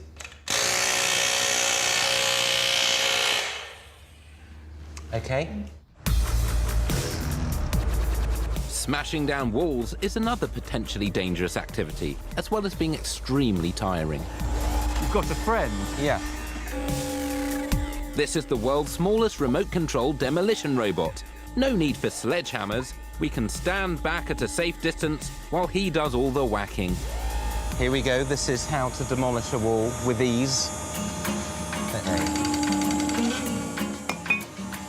you go. Yeah. One brick at a time. Yeah. This machine is capable of immense nuance. Witness me as I delicately remove 1 brick at a time to demonstrate its dexterity. I really just want to whack it. OK, well, I got tired of delicacy. So, yeah. A great restraint. Yeah. I thought you showed great restraint. OK, and we can swing again. There we go. That was the power that was always there. OK, thank you. Very good. Well, thank you. Very good. If I may. As we pause for sustenance, I pump Charlie for his thoughts on my quest to decorate a room in mere minutes using gadget magic. So, what kind of gadgets would be useful? Well, paint sprayers. You just... And you can do a whole room in literally half an hour. That sounds good. What if I want to wallpaper? Well, that's more difficult, isn't it? If you imagine some kind of dispensing unit that had a kind of hopper on the side with wallpaper paste, which had a roll of wallpaper in it at the handle. Yeah. And as you rolled the wallpaper down, it would, layer on the glue and get all the air bubbles out. This all sounds good. I'm going to make some calls. I'm going to get that actioned. Coming up, My tea party guests arrive. I love that. And I decorate a room in a matter of hours. Without doing any work.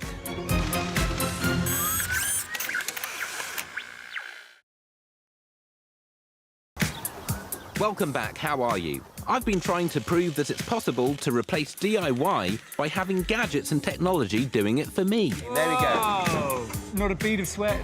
I'm exhausted. As spectacular as the Gadget Man house undoubtedly is, inside there lurks a shamefully undecorated room that I plan to make over using a bevy of labour-saving gadgets.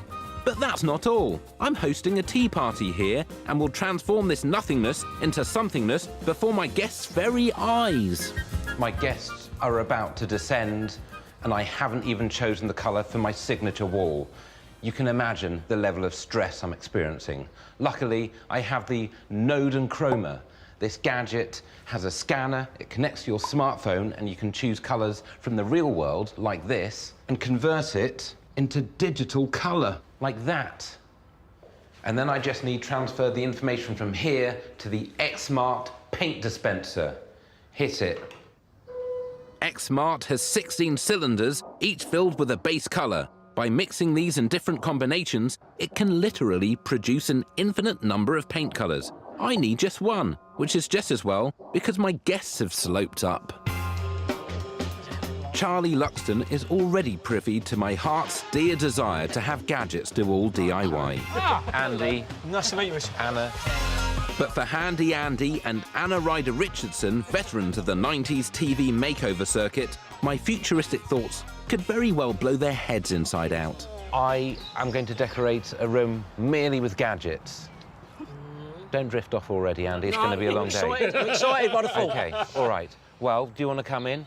You're even more comely in the flesh. Never had that before. No, I haven't. Right, this is the room I'm decorating. Gather in. Andy, I sense a rapport building between us. I want to paint this wall. Yeah. How would you do that? Roller and brush, I suppose, isn't it? You sicken me. Behold my Fanuc. Engage the robot arm.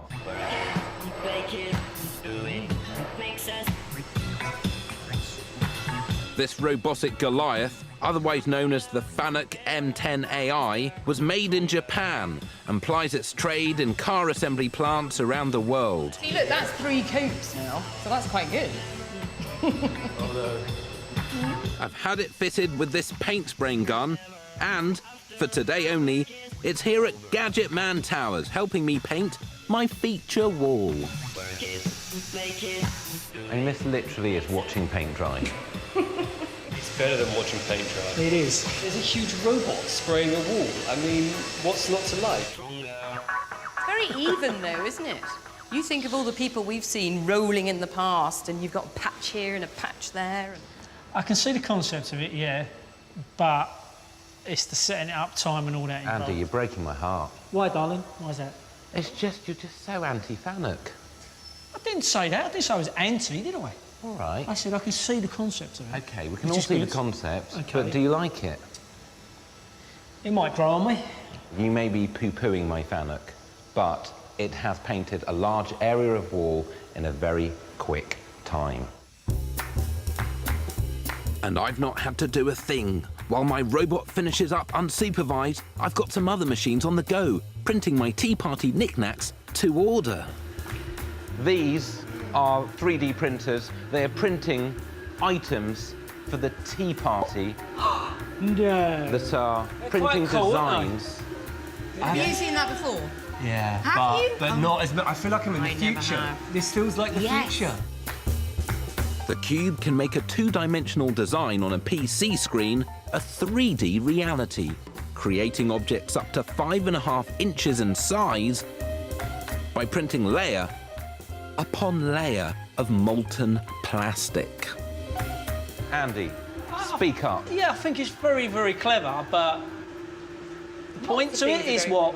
The point to it is that one day in the future, after the dust settles, after the interstellar war, we will all be able to download cups of various designs from sites. This is a complete revolution in the way that we make things. Up till now, we've heated, beaten and treated things. Which and is this, lovely. This is a completely new way of making.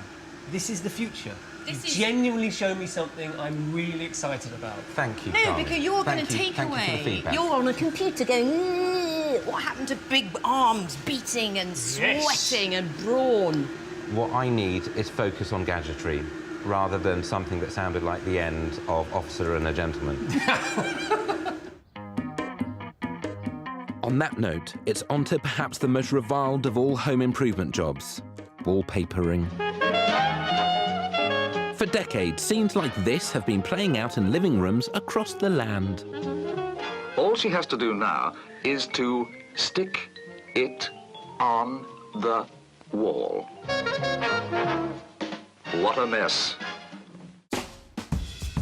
Wallpapering by hand is near madness, and yet no one has been able to invent a gadget to do it for us, until now.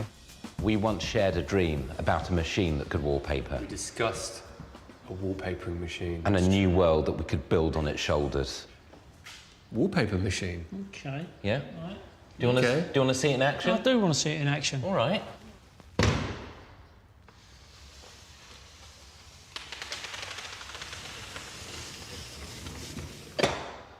That is a winner. Yeah? That is brilliant. Why has no one done that before? It's very flat. It's absolutely fantastic. I can't think why somebody has not invented that before. Well, thank you. As they plan to retire on the proceeds of this ingenious invention, my engineering staff has asked me not to reveal its exact machinations. All I will say is that wallpaper is pulled through a bath of adhesive and then forced flat using a series of rollers. An inbuilt guillotine is the final touch. How does it work then? What's involved in it? It's at that point we part company, because my engineering staff will not reveal the secret until the patent is lodged. The wall is covered with paper, but before we can take tea, we must furnish, and furnish furiously. One of the greatest fears in organising a tea party is having to build your own furniture. But I don't have to do that because I have this. Look at this. It's one sheet, and I can make a chair from this. Have a look. The inventors of these flux chairs took their design inspiration from hooligan-proof football stadium seats. Made from a single sheet of plastic, they simply fold together and boom! The job is done with the minimum of effort. Bending it the wrong way. Which way should it go? Bend it round. Or at least, that's the theory. It's like having a class of children. The back's coming. Oi! Just get it ready. DIY people. Ah, lovely. Do you want to see a table that moves on its own? Yes, please. OK, let's go. If you push there, straight through. There we go. I love that. That is good. Yeah? Designed by Dutch visionary Walter Schublin, this ingenious table is one of only 8 that exist. Why would you want a walking table? Why wouldn't you want a walking table? Yeah, exactly. Andy, Take it for a little walk. I'm detecting a dangerous seam of negativity. Using technology and the bare minimum of physical exertion, it has taken but hours to transform this room. And check it before you wreck it. A wall lined with magnetic wallpaper, so I can rearrange these pictures I love, however I like, without nail or screw.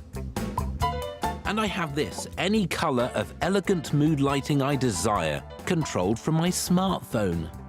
But most impressively, I've printed out a complete dining set. So let's talk about the 3D printing. You witnessed some of it earlier. Look at all of these little objets. They're amazing. Made by the 3D printer. I mean, clearly you can choose to print a fake cupcake for what it's worth, but actually, you know, this technology is going to really transform our lives. Clearly it's at early stages, but the potential is endless. This stuff is going to change your life. You're saying it could get even better than this tiny vase? And this cupcake, yes. I think we will look back and scoff at this cupcake in 10 years' time. Here we are, in a fully decorated room, all done by gadgets. What's your feeling, Andy? Yeah, I mean, it's okay, yeah. It is quite nice. It's quite nice. Yeah. It's like getting blood out of a stone with you, isn't I it? have to work hard on my baby. Unbelievable. Anna, you're the design expert. What's your verdict? I actually think it's inspiring, to be honest. For a few hours' work, and plus I didn't get my hands dirty. You know, it can only get better and better, really. It's a brilliant start. You can learn a lot from this kind of positivity. OK, Charlie, what's your feeling? I'm quite impressed. I mean, I remember you talking about the idea of the wallpapering machine, and the wallpaper machine happened, and it has wallpapered.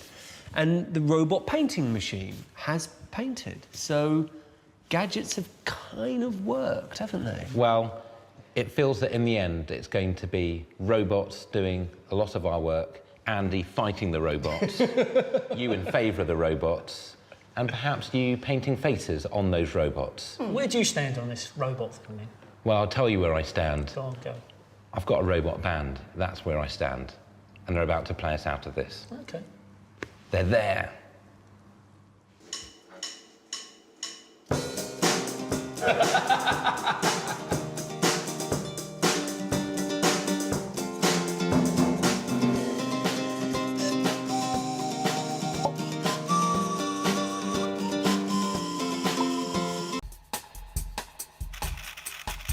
Hello, I am Richard Ayoade. Welcome to Gadget Man, where I get to celebrate some of the world's best gadgets. How's that looking? You look like will.i.am. And introduce you to the most brilliant and bizarre technology from around the world. Oh, I am just a little bit tense, you understand? How do you think I feel? This week, how small gadgets can be the bee's knees. I love what you tried to do and it very nearly came off. So before ado is in any way furthered, let's tool up and get down to business.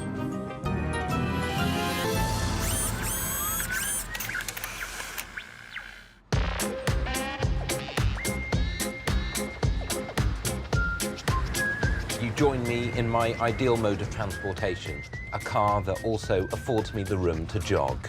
But for the few of you left who don't own Hummers, space is at a premium.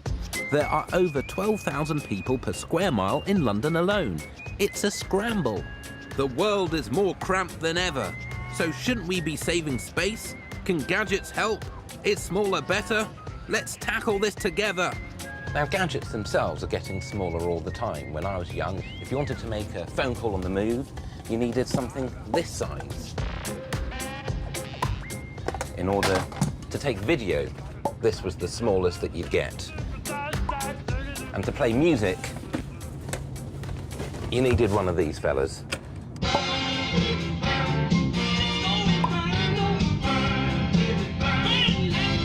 That was the only thing open to a brother.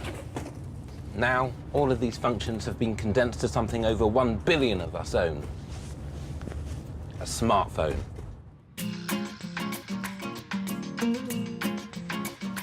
But that is by no means the end. Companies are already investing in technology that you can wear on your freaking person for the sake of Pete. Like, for example, the Pebble. It's a smartphone that isn't a smartphone because it's a smartwatch. Pretty soon they're going to be blasting images into our eyes using this. It's a contact lens that contains an LCD screen. And before long, I may have to forsake one of my Hummers for this, the world's smallest folding bicycle. Oh, the savage indignity.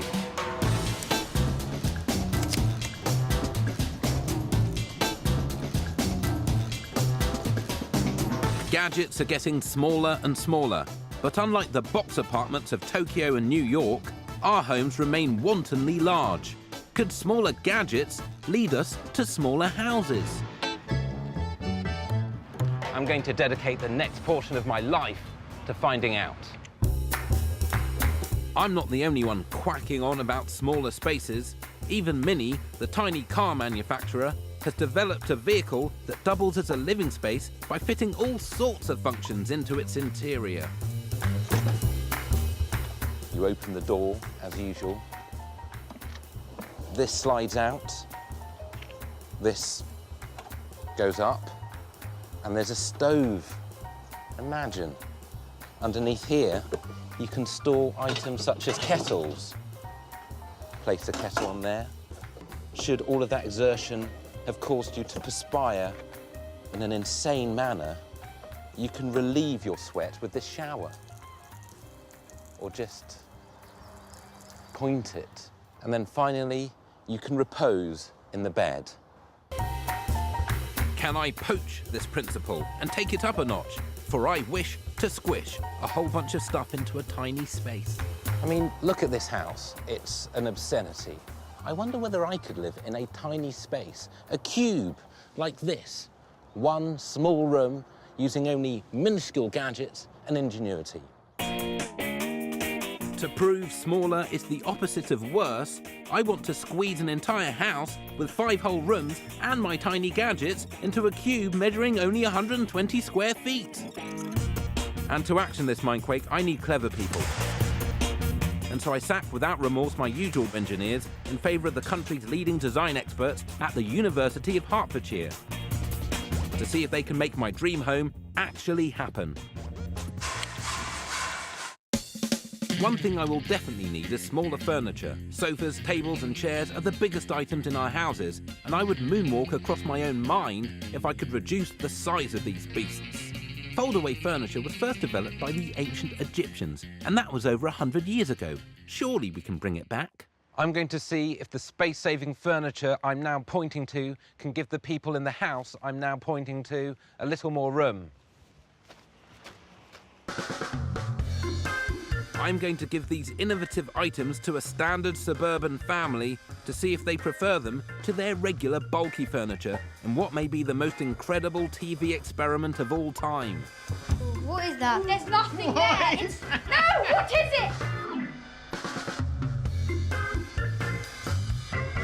Replacing the 3-piece suite is the cardboard flexible love sofa, which can expand to a thumping 7 meters. If you get up, what happens? Get up, get up. Yeah, get up and see it. It's ridiculous. This item is disguised as a sauna-style bath mat. No, just lift it up. What is that? What is it? What's it going to be? Oh, it's like an egg-shaped table or something. What? It's a coffee table. No, it's a seat. It's a seat. Just 2.5 centimeters thick when laid flat, the rising chair transforms into an uncomfortable wooden seat. I think this is much better than that one. The aluminium foldature dining set measures even less, just 2 centimeters each when folded up. Like Frank Sinatra, it hails from New Jersey and isn't for everyone. So have this family been persuaded to junk their old furniture for future furniture? How was it? You know, the chairs we have in the other room for the dining room are, they go really, really flat and skinny. It did save Yeah. space. Yes. Definitely. I can see that in certain events it could be really good. That's the furniture dealt with.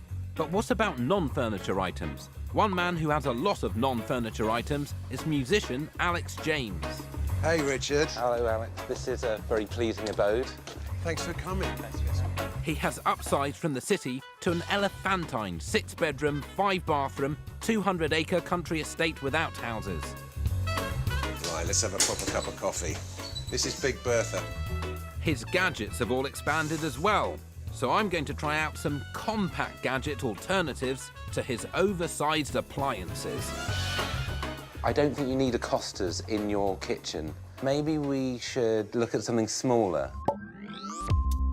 This tiny espresso maker works in a microwave, a world first. What? This is an espresso maker. You are kidding. It's a That is microwavable. going straight in my suitcase. Simply add ground coffee and water. This has got a curved back, this microwave, to save space.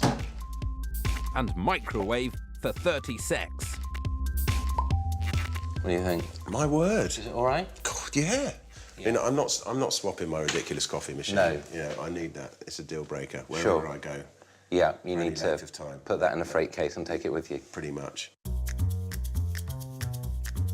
Alex's laundry room is stacked with no less or more than 5 washer dryers. I humbly proffer a space-saving alternative. This collapsible electric dryer will fit in a small cupboard. You pop it up like this, and then say, let's take some clothes. It takes up to 10 kilos, yeah? 10 kilos? And so you put these in, zip it up and turn it on. Oh, look at that rising up like a cake. Oh, it is cakey. Like a big panna cotta. It's sort of warm, isn't it? So you're sort of drawn to it. Yeah, I feel that the whole family will gather around this, like in primitive times, and perhaps tell stories, collapse it down, like that. Oh, it's nice. There's nice action, isn't it? Yes. Yeah. What do you think? Put me down for half a dozen. Good.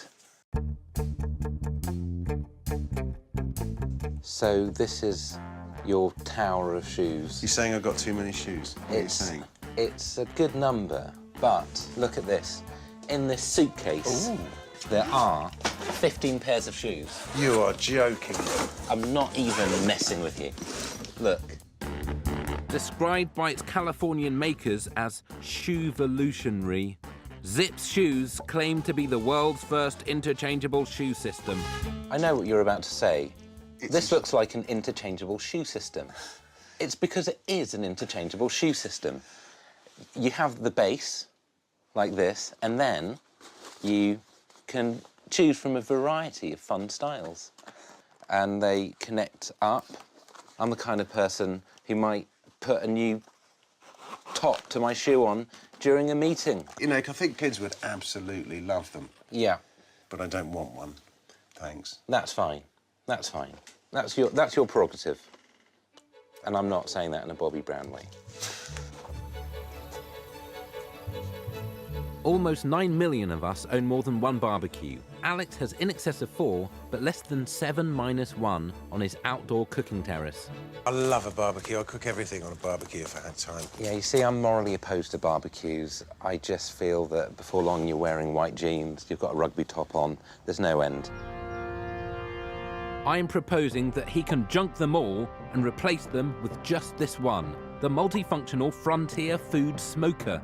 This Australian beaut can do it all. Roast, grill, and even smoke. You're a man of cheese. I mean, I'm a man of cheese. You know, this can also allow you to cold smoke some cheese. Oh, wow. Now that is interesting. This wood chip coil burns for 10 hours, infusing your meat, fish, or cheese with a rich, smoky flavour. That is really clever. And then put the lid on. There you go. Gotta say, pretty good. That smoking gadget is genius. That's good? Yeah, can't wait to taste that. While we wait for the cheese, we pay Alex's chickens a visit. They've got a big rambling coop, but I've brought along the 2 smallest on the market.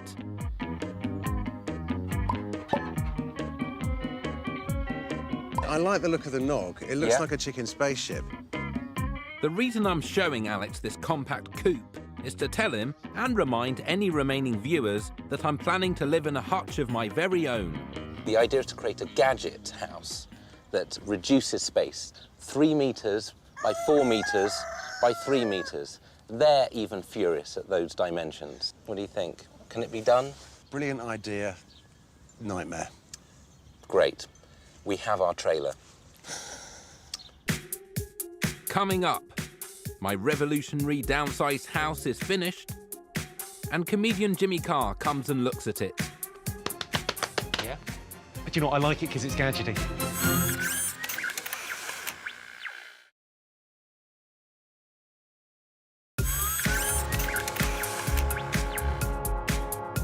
Welcome back. I've been looking at gadgets that help us live it up in small spaces. What? This is an espresso maker. You are kidding. It's a That is microwavable... going straight in my suitcase. Gadgets are getting smaller, so can we reduce the space we need to live in to boot? I intend to show we can by building a tiny house where 5 rooms can fit into 1. To do this, my engineers are employing an intricate jigsaw of folding walls and crazy clever design. One room that needs careful thought is the kitchen. My small cooking area is for death going to need small gadgets. I'm off to meet Michelin-starred chef Galton Blackerston at a rural restaurant to put a compact cooking gadget to the test. What's in the bag, nephew? I hear you say. I'll tell you what's in the bag. An entire kitchen, y'all. I'm looking forward to seeing you give me a cookery lesson on this. I'm proposing that all of this need not exist because of this. I am talking about the Thermomix. This gadget is a dynamo with only one less than 11 different cooking functions. I'm going to demonstrate its versatility by making a 3-course meal for diners right under Galton's beak. Sun-dried tomato soup. Does this machine actually sun-dry the tomatoes for you? Don't flirt with me. Does anything here sun-dry things? No, not really. OK, well, it's a false comparison. This mini kitchen weighs, chops and cooks, so making soup from scratch in just 10 mins is insultingly easy. Do you feel in your line of work at stages that all food kind of looks gross?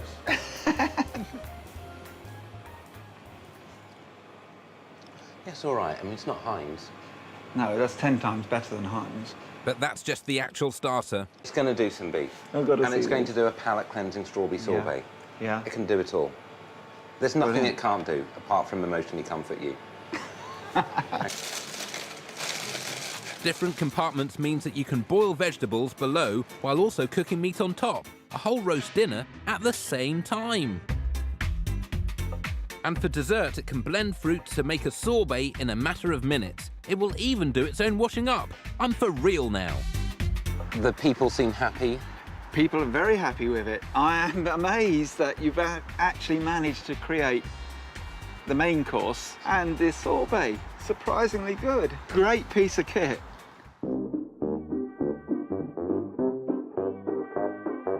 This is my pretend home.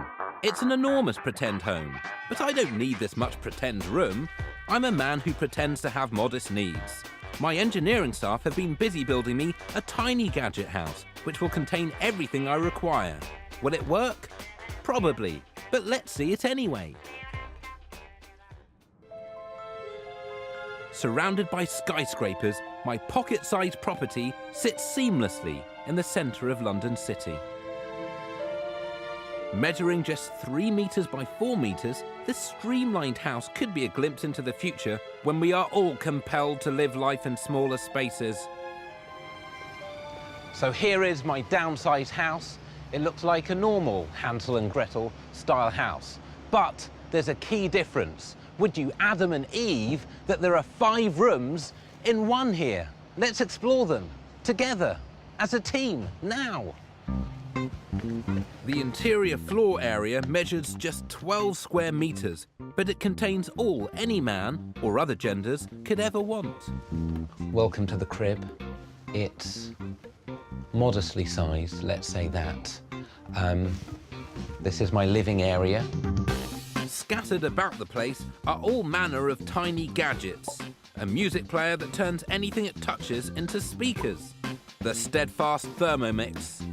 And the TV remote control won't get lost behind the cushion because the cushion is the remote control, allowing me to lose other things behind it.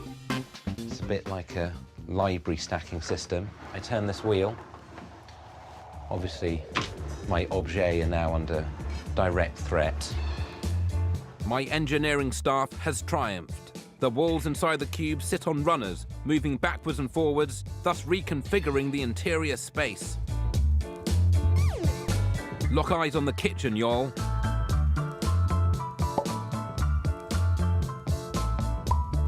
The power and plumbing supply is built into the back wall. All I now need to do is move the walls again so I can get back to the living room. Lovely. I'm now ready to receive guests. When I say guests, I lie. There is just one man coming, a comedian called Jimmy Carr, whose house may well be larger than this. So, this is the new house? Yes, I've made sure that it's in keeping with the area. That's very important to me architecturally. It's not fully in keeping with it. I mean, it's not, strictly speaking, a residential area. Who are you, Kevin McLeod? A little bit. How dare you? I love what you tried to do and it very nearly came off. Do you want to go inside? Wow. How do you feel about this? I, too, in my home, have an entrance hall where you hang coats and take off shoes, and I presume this is that space, and then, like the TARDIS, it opens up, and we go into the property. Don't be glib. Sit down, OK? Sit down. Well, sit where? down well, maybe I'll in take... the living room. In the living room, OK. I'll sit down in the... OK. Jimmy's initial rudeness is arrested by this hitherto hidden piece of space-saving technology. Yeah? But you know, I like it because it's gadgety. I just like, there's something about that so satisfying. If you just had a TV there, I would not be impressed. We squeeze into the kitchen. We're now in the kitchen area. I've got to admit, that's quite clever. Do you like it? Well, that's quite a... Again, the gadgety nature of being able to do that is kind of... Does that then move across as well? Yes. Are we in danger? Jesus, not really. Actually, there we go. does. Come on. How does... So you can decide how big your kitchen is? Yeah, you can reenact that scene in Star Wars where they get crushed. How like your house is this currently? I've got that. A great gadget. What do you like about the Thermomix, Jimmy? The Thermomix makes the best porridge in the world. Or just throw everything in there. It does it for about 10 minutes and you get this incredible creamy porridge. Nice. Love a porridge in the morning. It's a hell of a gadget. I mean, that's a hell of a gadget. At last, recorded proof that Jimmy Carr eats porridge. Do you want a plate? Is that like a... Oh, for... Oh, my God, that is a... There you go. Do you want some quiche? I'm liking the kitchen generally. Yeah. I've got a feeling if you show me another room, all of that will be destroyed. His feeling is proved correct as I reveal to him a tiny toilet. So actually, there is an exercise element. I mean, the whole house is basically the gym. Yes, good. And I think we can take out the cameraman. Here we go. I mean, this is... Yeah? Are you pleased? This is sort of fabulous, isn't it? The duck doubles up as a digital speaker and the shaver is the size of a credit card. Get in the machine. What's the machine? OK. Washing machine, shower. I mean, brilliant. I mean, well, that's a shower. That's like a shower in any normal-sized house. That's just a shower. OK. On this... Sure. Has anyone been damaged? I mean, it strikes me that health and safety-wise... Has anyone been damaged? You could come in of an evening yeah. and you could crush a loved one. Yeah, they could be just flat. How would you crush a loved one? Well, it's there. Wait there. Wait there for 1 second. I'll show you. OK, do it. Yeah? Keep going. Yeah? Yeah? Richard, you in there? Yeah. If it hurts, tell me. I'm in the shower, fool. So the safety mechanism on this house is hide in the shower? That's always the safety mechanism. What's your assessment, Jimmy? I like it. I think it's genuinely fun and innovative. And if you think about it, it's basically half a shipping container, maybe a third of a shipping container, and they've made it kind of an interesting, fun little space. And there's a problem with housing and where housing is. It could solve it. You set one of these up in every shipping container and plonk them right in the middle of town. Where are we now? We're in the middle of Spitalfields. Sure. No one can afford a flat around here. They're crazy money. So just stick one of these in. There is one final room to reveal, and that room can only be described as being upstairs. How do we get upstairs? OK, watch this. Whoa, easy, Move easy. this to the centre. I'm moving. Okay. All right. So that to the centre. Oh, OK. Hey, now. Well, no, I'm putting it in the centre. You're not authorised. I don't think this marriage is going to work. Whoa. So this is where the magic happens, is it? Well, this is where the beds are. Wow. Let's leave it at that. The tiny cube house manages to contain 2 double beds suspended on a mezzanine level. If we were single guys, right? Imagine Sure. the scenario. We're single guys. Yeah.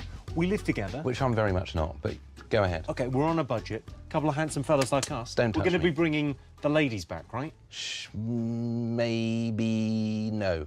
It's a concern. If I was going to try and... The images flooding into my mind are so abhorrent to me, Jimmy, that I must quell this line of thought. I mean, it's not spacious. Let's not pretend it is. Yeah, but that's literally the point. It's conserving space. Does it do it effectively? Yeah, it bloody does. Jimmy Carr, thank you very much. And on that devastating note, Jimmy makes his exit, his head a pulse with the brave new miniature world I've opened up before his tiny, confused little islets. Well, there's no need for me to blow my own trumpet because Jimmy Carr has just blown it for me, and I'm not sure I'm entirely comfortable with that sentence myself. You see, we've managed to downsize an entire house into an area probably no bigger than one of his walk-in wardrobes. I feel I can retire to my upstairs sleeping quarters in triumph.